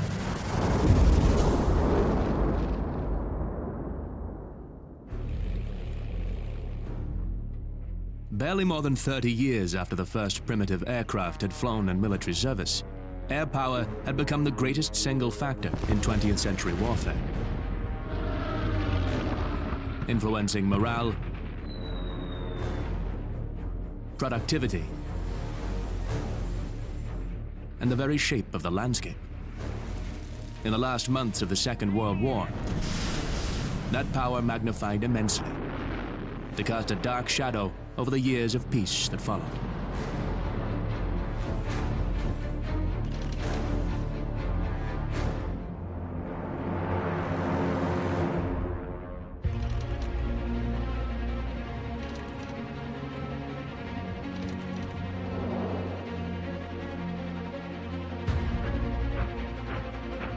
By early 1944, fighter production for the defense of the Reich had halted German bomber development. Instead, they looked to find an alternative to the bomber that had the same devastating effects: a Wunderwaffen, a wonder weapon. The V-weapons, known in Germany as Vergeltungswaffen, which is German for revenge weapons, were developed in an effort to scare the British and cause panic and disorder. And ultimately, to some degree they did. They were quite scary to the British people. So rather than having to lose personnel, they're starting to fire projectiles over to Britain that can actually cause a lot more damage, and in a way that isn't always particularly discriminate. It really just caused this particularly new psychological and modern threat of these manless projectiles. As early as 1932, Dr. Walter Dornberger, captain of the Wehrmacht artillery unit, engaged a team of engineers led by Dr. Werner von Braun to develop jet-assisted takeoff devices for heavy bombers and all-rocket fighters. In 1937, the group moved to the Army Research Center at Peenemünde on the Baltic coast.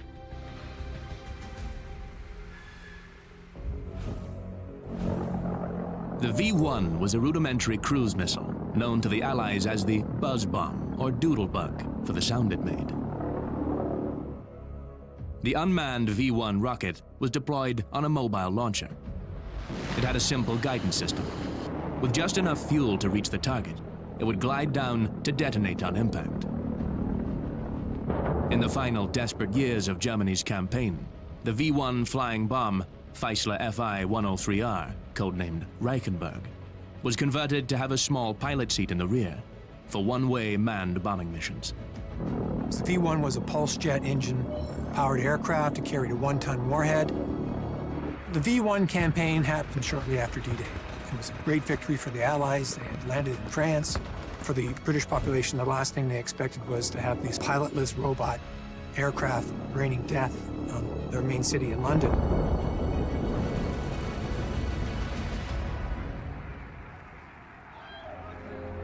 Although the V-1 missiles were responsible for little damage, they did cause over 8,000 mostly civilian deaths and another 22,000 injuries. The Germans had intended to launch 2,000 of these things every 24 hours, and ultimately, only about 9,000 were ever launched. In terms of effectiveness, the V-1 campaign was basically a complete failure. 30 to 40% of the V-1s that launched crashed shortly thereafter.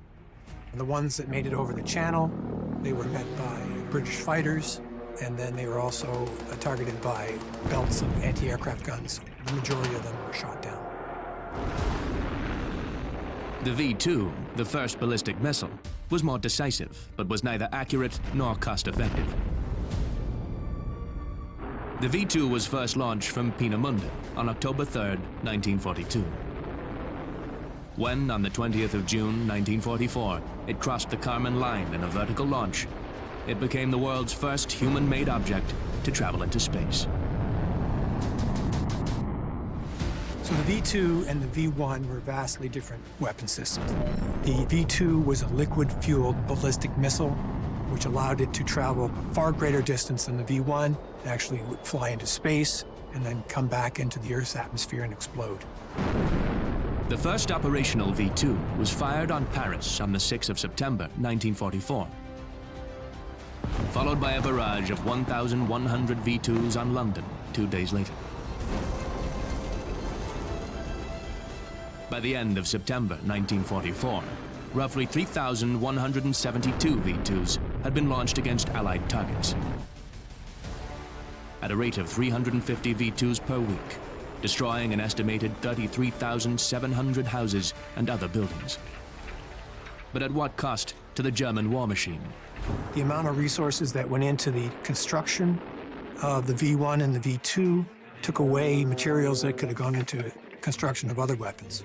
And so the German forces, the German army, German flak forces, they were denied ammunition for their artillery at this late stage in the war. And what the V-1s and V-2s achieved was really nothing. The effort, resources, and material chewed up by the wonder weapons could have added literally hundreds of U-boats to the Battle of the Atlantic. As it was, the V-1 and V-2 had no effect on the outcome of the war in Europe. But the lessons in rocket science became vital in the space race that would follow years later. Well, the V-2 was the first ballistic missile, operational, that worked. And the Americans were quite keen on getting their hands on this technology because they knew that it had a future. What they wanted to do is they wanted to round up as many of the missiles as they possibly could, all the parts they could, and more importantly, all the scientists that worked and designed and built these.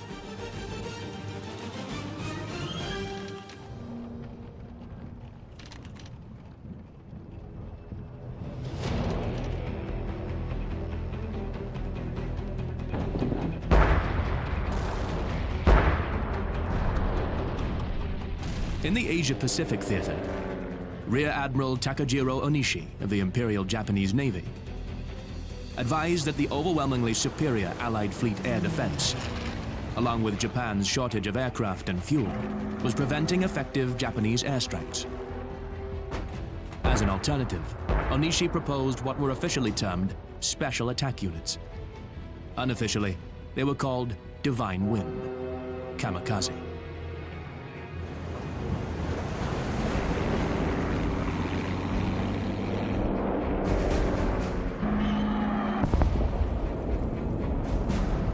The special attack units are what we call kamikaze units in the U.S., but their official name was special attack units.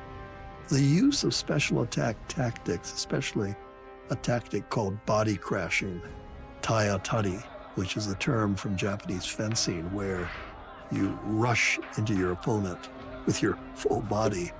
Discussions of that tactic began to take place in the spring of 1944. There's much speculation on when the first actual kamikaze attack occurred, but the first organized kamikaze attacks were against American escort carriers. These are small carriers that are supporting the amphibious invasion in Leyte Gulf. And during the course of a day, several of these small escort carriers were attacked by organized kamikaze attacks, and one of them, the USS St. Lo, was sunk on that day.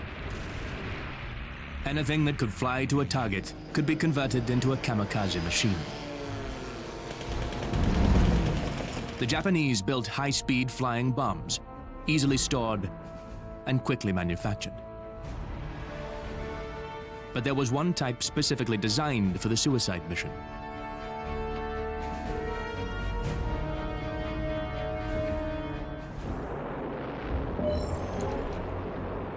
The Yokosuka MXY-7 Oka was a single-seat, human-guided, rocket-propelled 1,200-kilogram semi-armor-piercing missile designed to take its pilot on a one-way journey. The name Oka means cherry blossom. It was also known as the Jinrai, or Divine Thunderbolt. The Allies named it the Baka, or Idiot Bomb. The Oka had short wooden wings and no landing gear. It could achieve 1,013 kilometers per hour and was powered by 3 Type 4 Model 1 Mark 20 solid-fuel rocket motors. Once launched from its G4M mothership, 18 kilometers from target, the pilot fired the rocket in bursts in a shallow dive until within range, and then guided it into a deep dive. The Oka was too fast for air defenses and was virtually unstoppable. 600 volunteers were recruited from the call-up for Oka special attack duties in August 1944. Top brass in the Imperial Japanese Navy exhorted the Oka pilots in the Cherry Blossom Squadrons, as they were known, to attack the enemy with superior spiritual force, promising they would turn the tide of the war.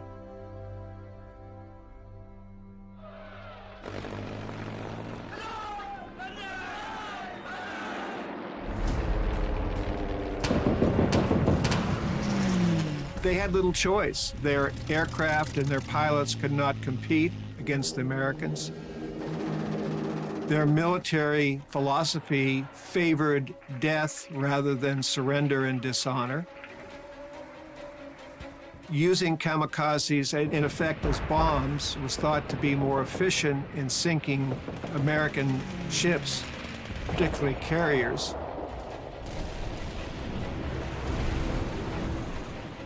The first batch of 50 Okas was dispatched for the Philippines aboard the newly commissioned Shinano aircraft carrier on the 28th of November, 1944.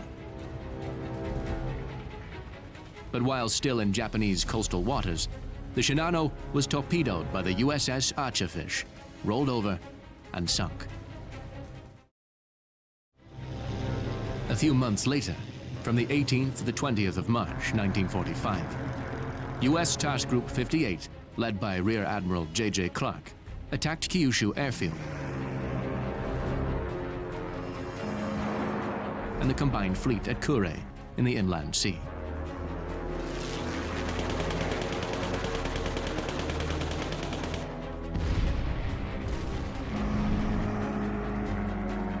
Vice Admiral Motome Ugaki ordered a counterattack with 18 G4 M2E Bettys slung with Okas and A6 M50 escorts. Grumman F-6F fighters scrambled to intercept. The Oka pilots never had the chance to enter their weapons.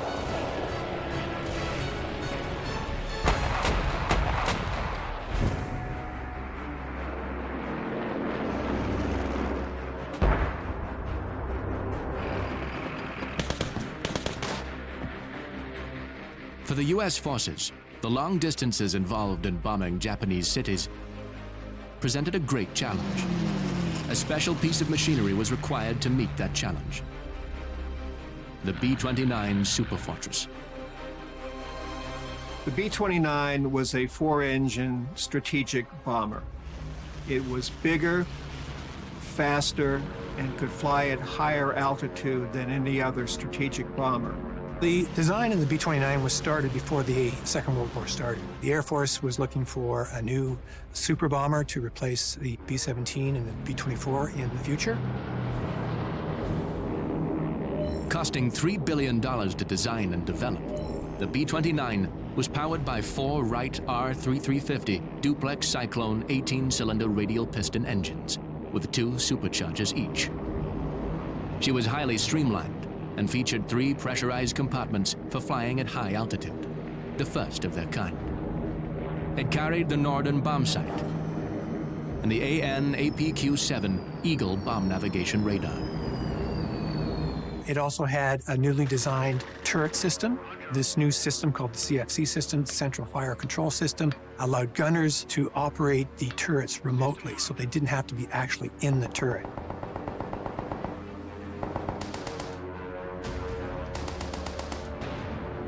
The B-29 did have a number of weaknesses. In many ways, when it entered combat, it was not combat-ready aircraft. One of the main culprits was the engines on the aircraft. The R-3350 tended to overheat and catch fire. At the beginning, the designers wanted to save weight, so they incorporated a lot of magnesium parts in place of the aluminum parts. Magnesium is a combustible material, and the hose clamps leaked hot fuel. In a lot of ways, the B-29 crews almost feared their aircraft more than they feared Japanese fighter attacks.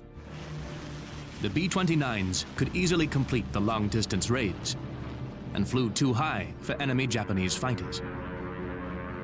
The final version could travel 5,230 kilometers and reach a ceiling of 9,754 meters in clear weather. The Boeing, Bell, and Martin companies produced 3,628 B-29s, with the first delivery in 1943. Originally, B-29s flew from mainland China. And that was a very inefficient way to do it because all the fuel and all the ammunition and bombs had to be flown over the Himalayas into China. Saipan and Guam were islands that were within range of the B-29 bomber, so they could be flown and returned to those bases, and those bases in turn could be supplied with fuel and weapons and bombs to conduct the bombing missions.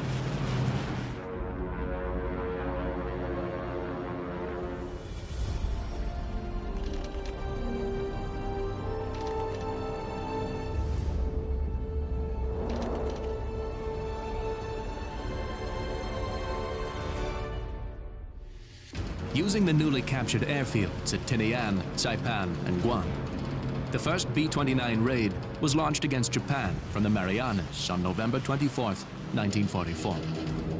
111 B-29s bombed the Musashino aircraft factory on the outskirts of Tokyo. Only one plane was lost. Precision raids against aircraft and other high-value targets continued. But high winds and bad weather often sprayed the bombs off target into the sea. And the B-29s were burning too much fuel. One of the key problems was that the initial plan was to bomb in the same way they had done in Europe, precision bombing against specific targets to try and undermine the Japanese economy and so on. The problem with that the aircraft had to operate at a certain level in order for that to function, and that then created climate conditions, the airstreams over Japan, made it very difficult to bomb accurately at high altitude with these aeroplanes.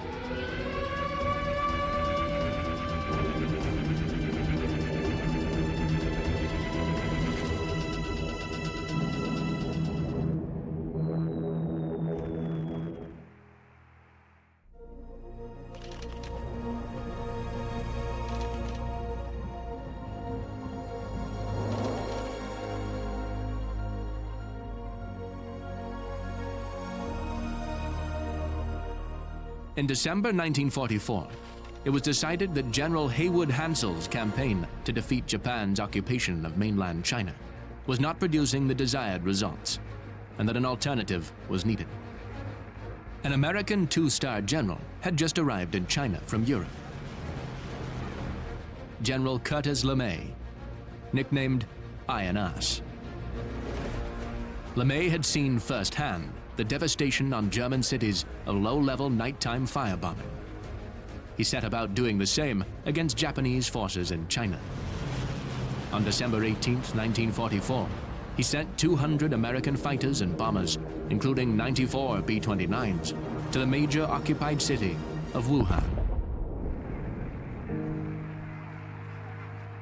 Wuhan's densely packed docks, factories, and homes were indiscriminately carpet-bombed during the operation, with over 500 tons of incendiary bombs. Wuhan burned for 3 days.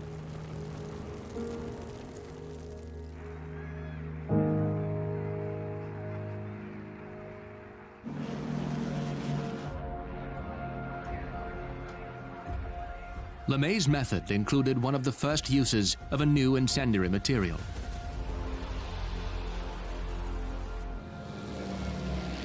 Napalm.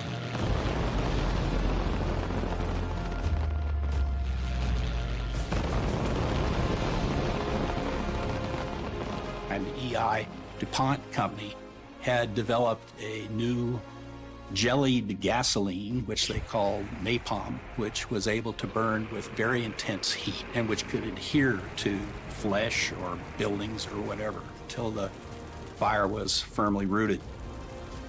It's pourable, stable. For portable flamethrowers, 2 tablespoonfuls of water mixed with 1 can of powder before adding to 20 gallons of liquid are suggested. By increasing the amount of thickener from 2 to 6%, a wide range of fuels can be obtained. When you added that napalm to M69 cluster bombs, you had something that had fragmentation that would also be able of killing firefighters and people on the ground. A cheap, brutally effective weapon, napalm's stickiness and extreme heat causes horrific burns. As it burned everything it hit at over 2,000 degrees Celsius, napalm reduced the need for accuracy. Curtis LeMay was characteristically forthright about his work. He said, and I quote, "To worry about the morality of what we're doing, nuts." He says, yeah, you drop a bomb load and you have this momentary glimpse of a child, a 3-year-old, calling Mota, Mota, as she burns to death. And then you just have to turn away and do your job because that's what your nation expects of you.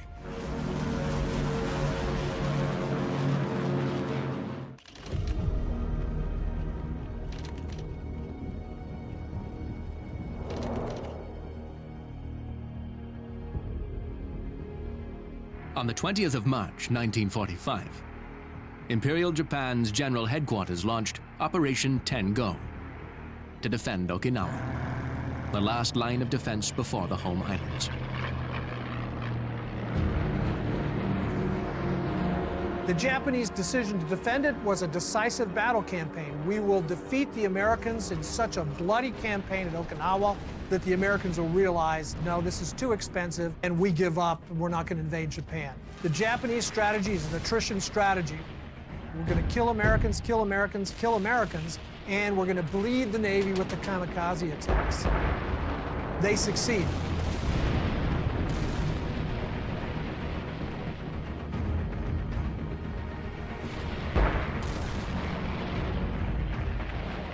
After the Allies stormed the Okinawa beaches, Vice Admiral Ugaki marshaled 4,500 Army and Navy warplanes, converted for special attack.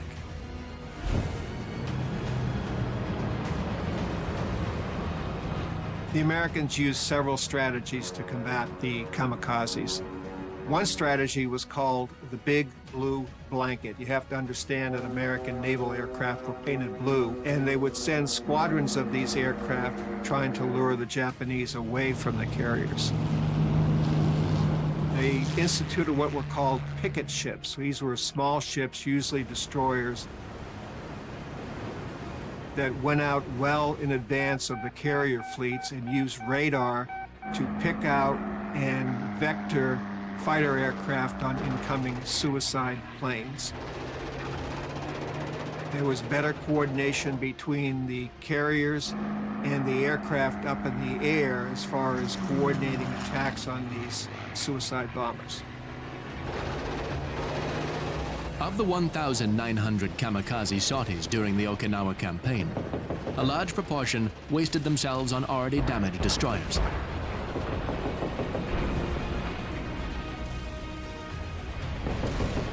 Others never took off at all.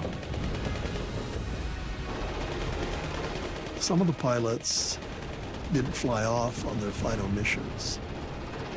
And of course, most of them were haunted by the fact that their comrades died and they did not. I read the diary of an Army pilot who was scheduled to fly off at 7 p.m. on August 15th on his final attack. And at noon, the Emperor's surrender announcement is broadcast. It takes him 3 days to get back to his home village in northwestern Japan. And when he gets home, people are not happy to see him. They say, "You were supposed to have died. What are you doing back?"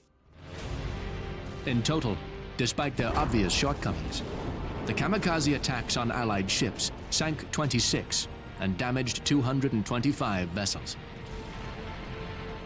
These included 8 aircraft carriers, 10 battleships, 5 cruisers, 63 destroyers, and 763 carrier aircraft.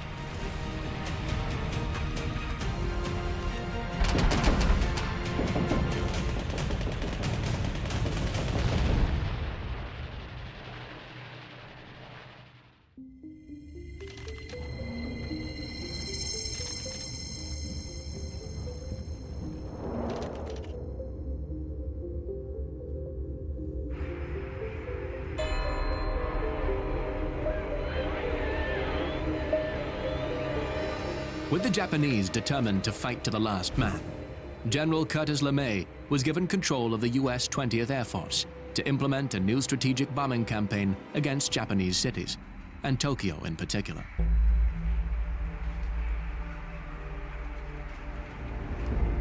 Based on the Wuhan raids, LeMay ordered a nighttime raid on the densely packed wooden homes in working-class areas of Tokyo.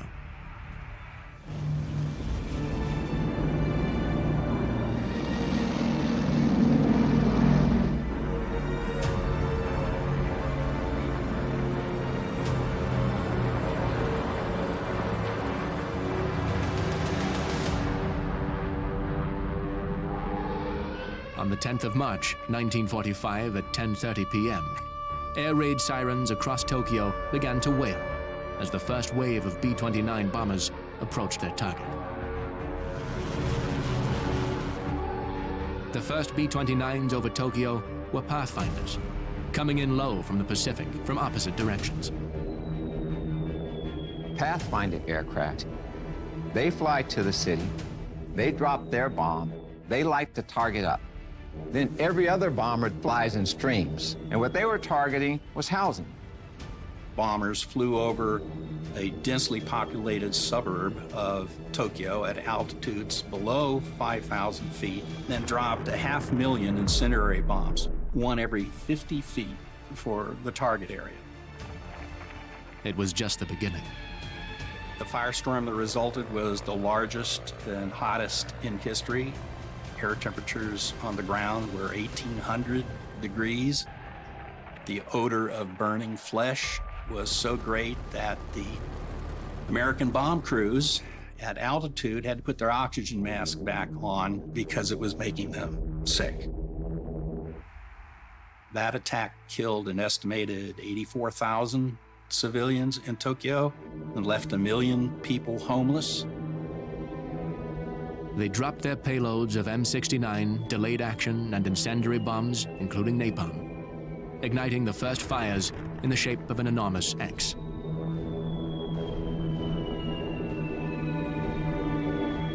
Tokyo burned for many days. 25 square kilometers were scorched bare. Tokyo's ability to produce war material was halved. It would be weeks before the piles of corpses and rubble could be cleared. It was the most destructive conventional area bombing raid in World War II. One of the reasons for the shift to incendiary bombing and saturation bombing was that once the factories in Japan had been destroyed, much of the manufacturing moved to individual homes in residential neighborhoods where pieces and parts for the war effort were manufactured essentially by hand or with small machine centers. LeMay's 20th Air Force continued to rain down bombs across Japan. By 1945, all major Japanese cities have been attacked and incinerated. The smaller provincial cities over 90% of their area had been incinerated. In the case of Tokyo, over 50% of the city had been incinerated. In the midst of this campaign against cities in Japan, the 5th Air Force put out a statement to everyone that said, the entire population of Japan is a target. There are no civilians in Japan. Curtis LeMay wiped out 100,000 people in one night. Is that bombing to destroy the will of the people, or is that extermination warfare? Curtis LeMay will then go on to destroy 60 Japanese cities. 60 Japanese cities. The total destruction from LeMay's campaign caused between 250,000 and 900,000 deaths, with many more wounded, millions made homeless, and more than 250,000 buildings and homes destroyed.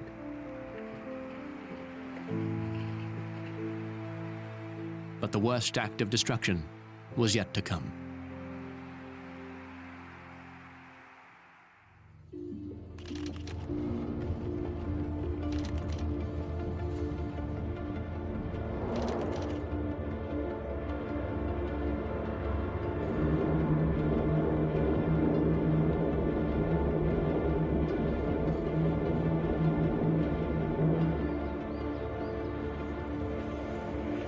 The story of the bomber in World War II did not reach its climax with the 160,800 tons of bombs dropped on Japan in less than a year, but with 2 single bombs.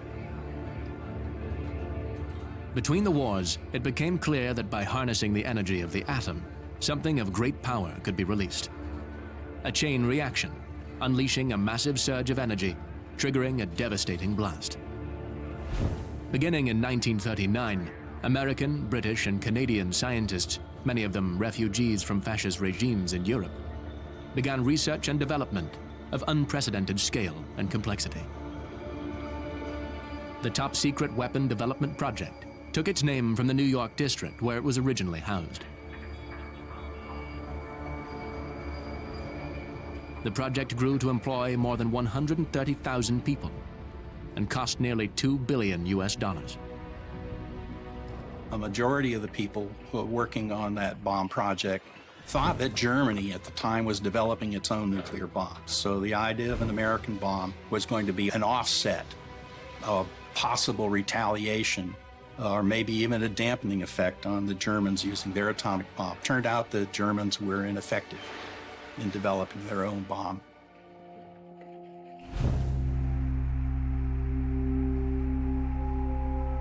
When scientists learned that the atomic bomb was no longer needed to defeat Germany, some of them resigned.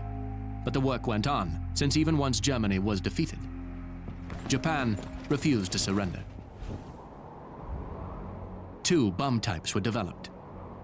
Little Boy, a gun-type weapon containing uranium-235, was an empty cylinder 300 centimeters long, short enough to fit into a B-29 bomb bay, 71 centimeters in diameter, and weighed 4,400 kilograms. And the Fat Man implosion-type weapon containing plutonium-239 was 3.3 meters long, 1.5 meters wide, and weighed about 4,700 kilograms. When, in July 1945, Fat Man had a live test at the Alamogordo Range in New Mexico,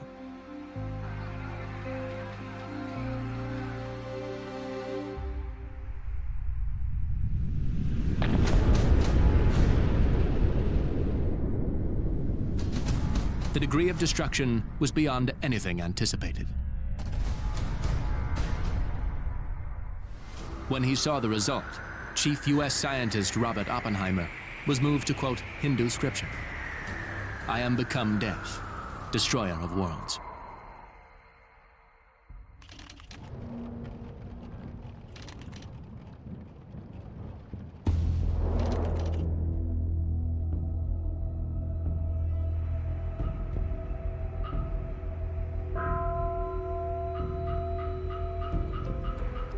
The U.S. directive to use the atomic bombs was given by U.S. President Harry Truman on the 25th of July, 1945.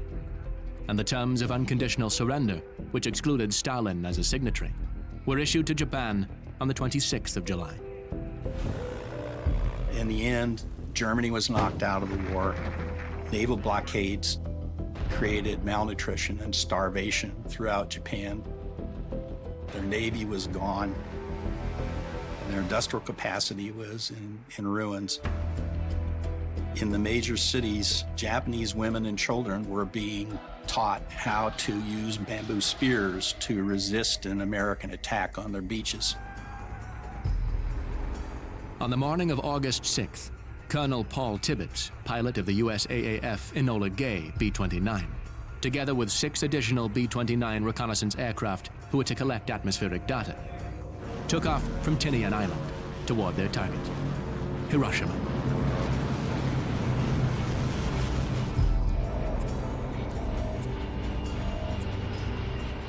Let's not forget that we are fighting for peace and for the welfare of mankind. At a height of 10,000 meters, the 10,000-pound atomic bomb Little Boy was released. Just over 40 seconds later, it detonated just under a kilometer above the city.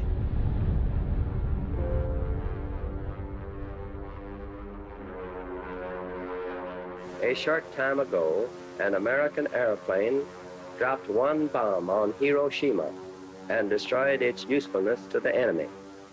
That bomb has more power than 20,000 tons of TNT. The Japanese began the war from the air at Pearl Harbor. They have been repaid many-fold.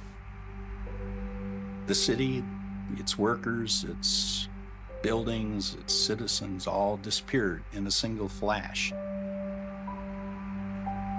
The city did have a communications center and a small military outpost, but the primary objective of the bombing was to create a terror on a national scale so that the Japanese would demand an end to the war.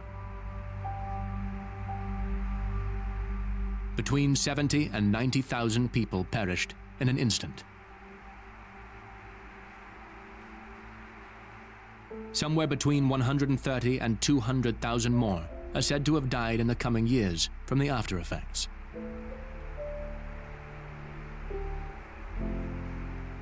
In subsequent days, both Truman and Churchill publicly declared that the use of the weapons would hasten the end of the war, save Allied lives, and be a source of world peace and prosperity. Their whole idea seemed to focus on the enormity of the idea that one bomb, one single bomb, could destroy an entire city, where before it had taken many bombers and many bombs in order to achieve the same effect. Somehow that stuck in people's minds.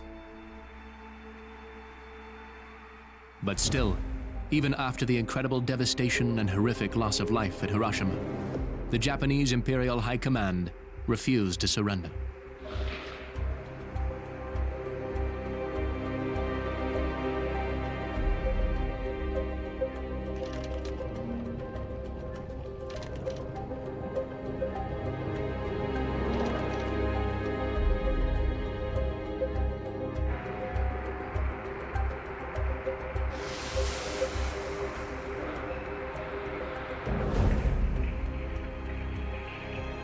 On August 9th, the Soviet Union invaded Manchuria, as Stalin had promised Roosevelt at the Yalta Conference of February 1945.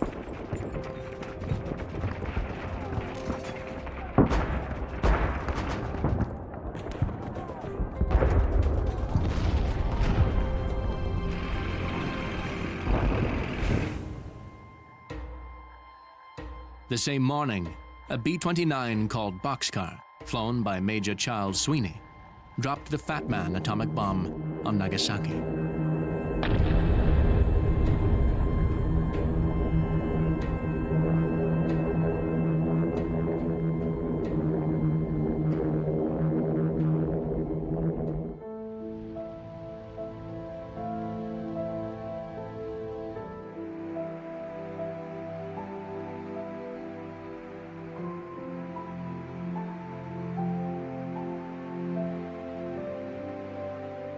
Fat Man burned shadows of pedestrians into the footpath and onto walls.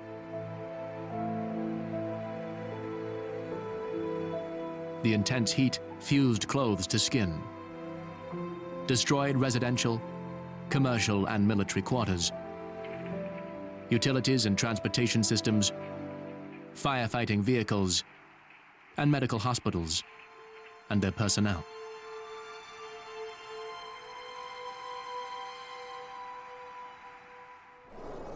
At 1 and 2 kilometers from the blast center, everything, including humans, animals, and buildings, were vaporized.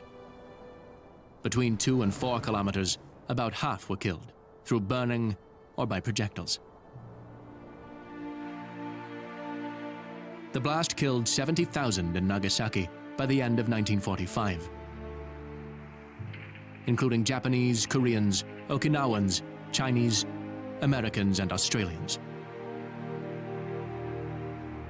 And so in many ways, it represented the ultimate in terms of that kind of mass area bombing technique, which the British predominantly employed in Europe and the Americans had employed against Japan. It was deployed predominantly, one would have to say, to try and get the war over with as quickly as possible. For the Japanese militarist faction, it was more likely that their imperial system would be preserved if they surrendered to the Americans rather than the invading Soviets. So Japan formally accepted the Potsdam Terms 1 day later, on August the 10th.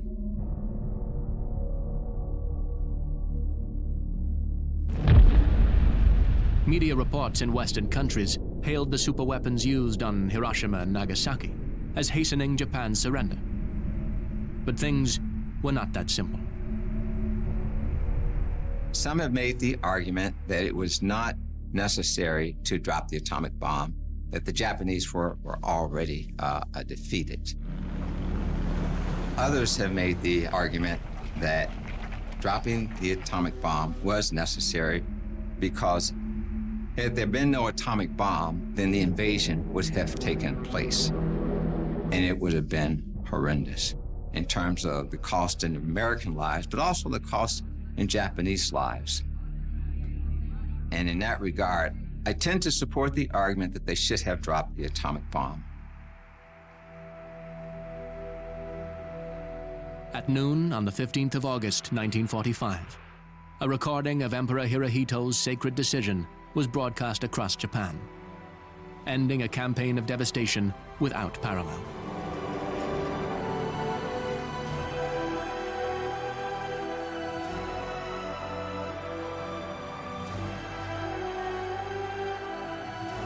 We are gathered here, representatives of the major warring powers, to conclude a solemn agreement whereby peace may be restored.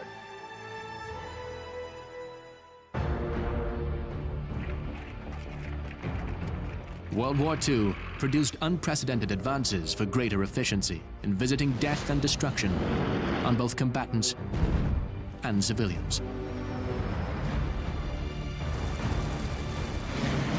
The legacy of strategic bombing in the Second World War is absolutely huge. It continues to be a way to conduct operations where you don't have a ground presence. Its ability to overfly enemy lines and to attack specific targets, particularly with the development of things like precision-guided munitions using GPS technology, allow you to be much more accurate in what you are doing, and also to hopefully have a higher level strategic effect.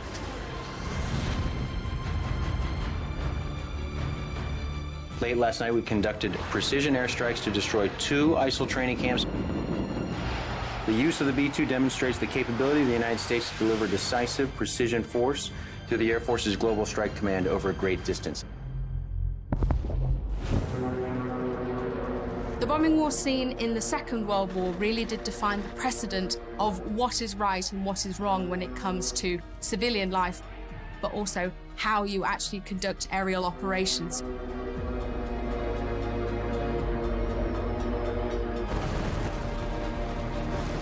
For me, the crucial idea is collective movement away from rules of war that sought to outlaw certain practices as being immoral to a place where attacks on civilians were not simply justified, but planned. The South Vietnamese Air Force dropped napalm on this small hamlet outside Trang Bang, just short of the Cambodian border. So it brought up all these questions about, can you attack a civilian if they're a worker?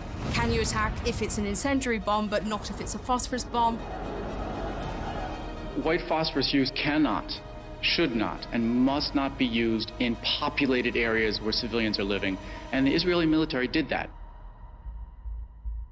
The United States' exclusive ownership of nuclear war was pretty short-lived. Other nations quickly developed their atomic weapons. Has the atom bomb and has exploded it first on America. John Q. Citizen wonders what happens now. It shall be the policy of this nation to regard any nuclear missile launched from Cuba against any nation in the Western Hemisphere as an attack by the Soviet Union on the United States, requiring a full retaliatory response upon the Soviet Union.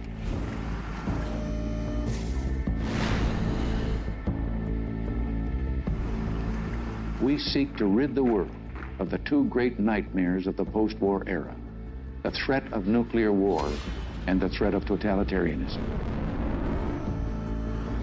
Today, we're lived with political concepts like preemptive strike and massive retaliation and mutually assured destruction. These are ideas that could not have been contemplated before the war. I think we should approach the future with humility and understand that we may think we're sure about something and the power of our technology, and keep in the back of our mind that our predecessors felt the same way. I think that should be a cautionary tale for us. North Korea tested 2 ballistic missiles. What is your red line on North Korea? There will be some form of diplomacy, but it has to be the end result of denuclearization. For better or worse, the far-reaching impacts of the bomber, the terror of World War II, still cast a dark shadow today.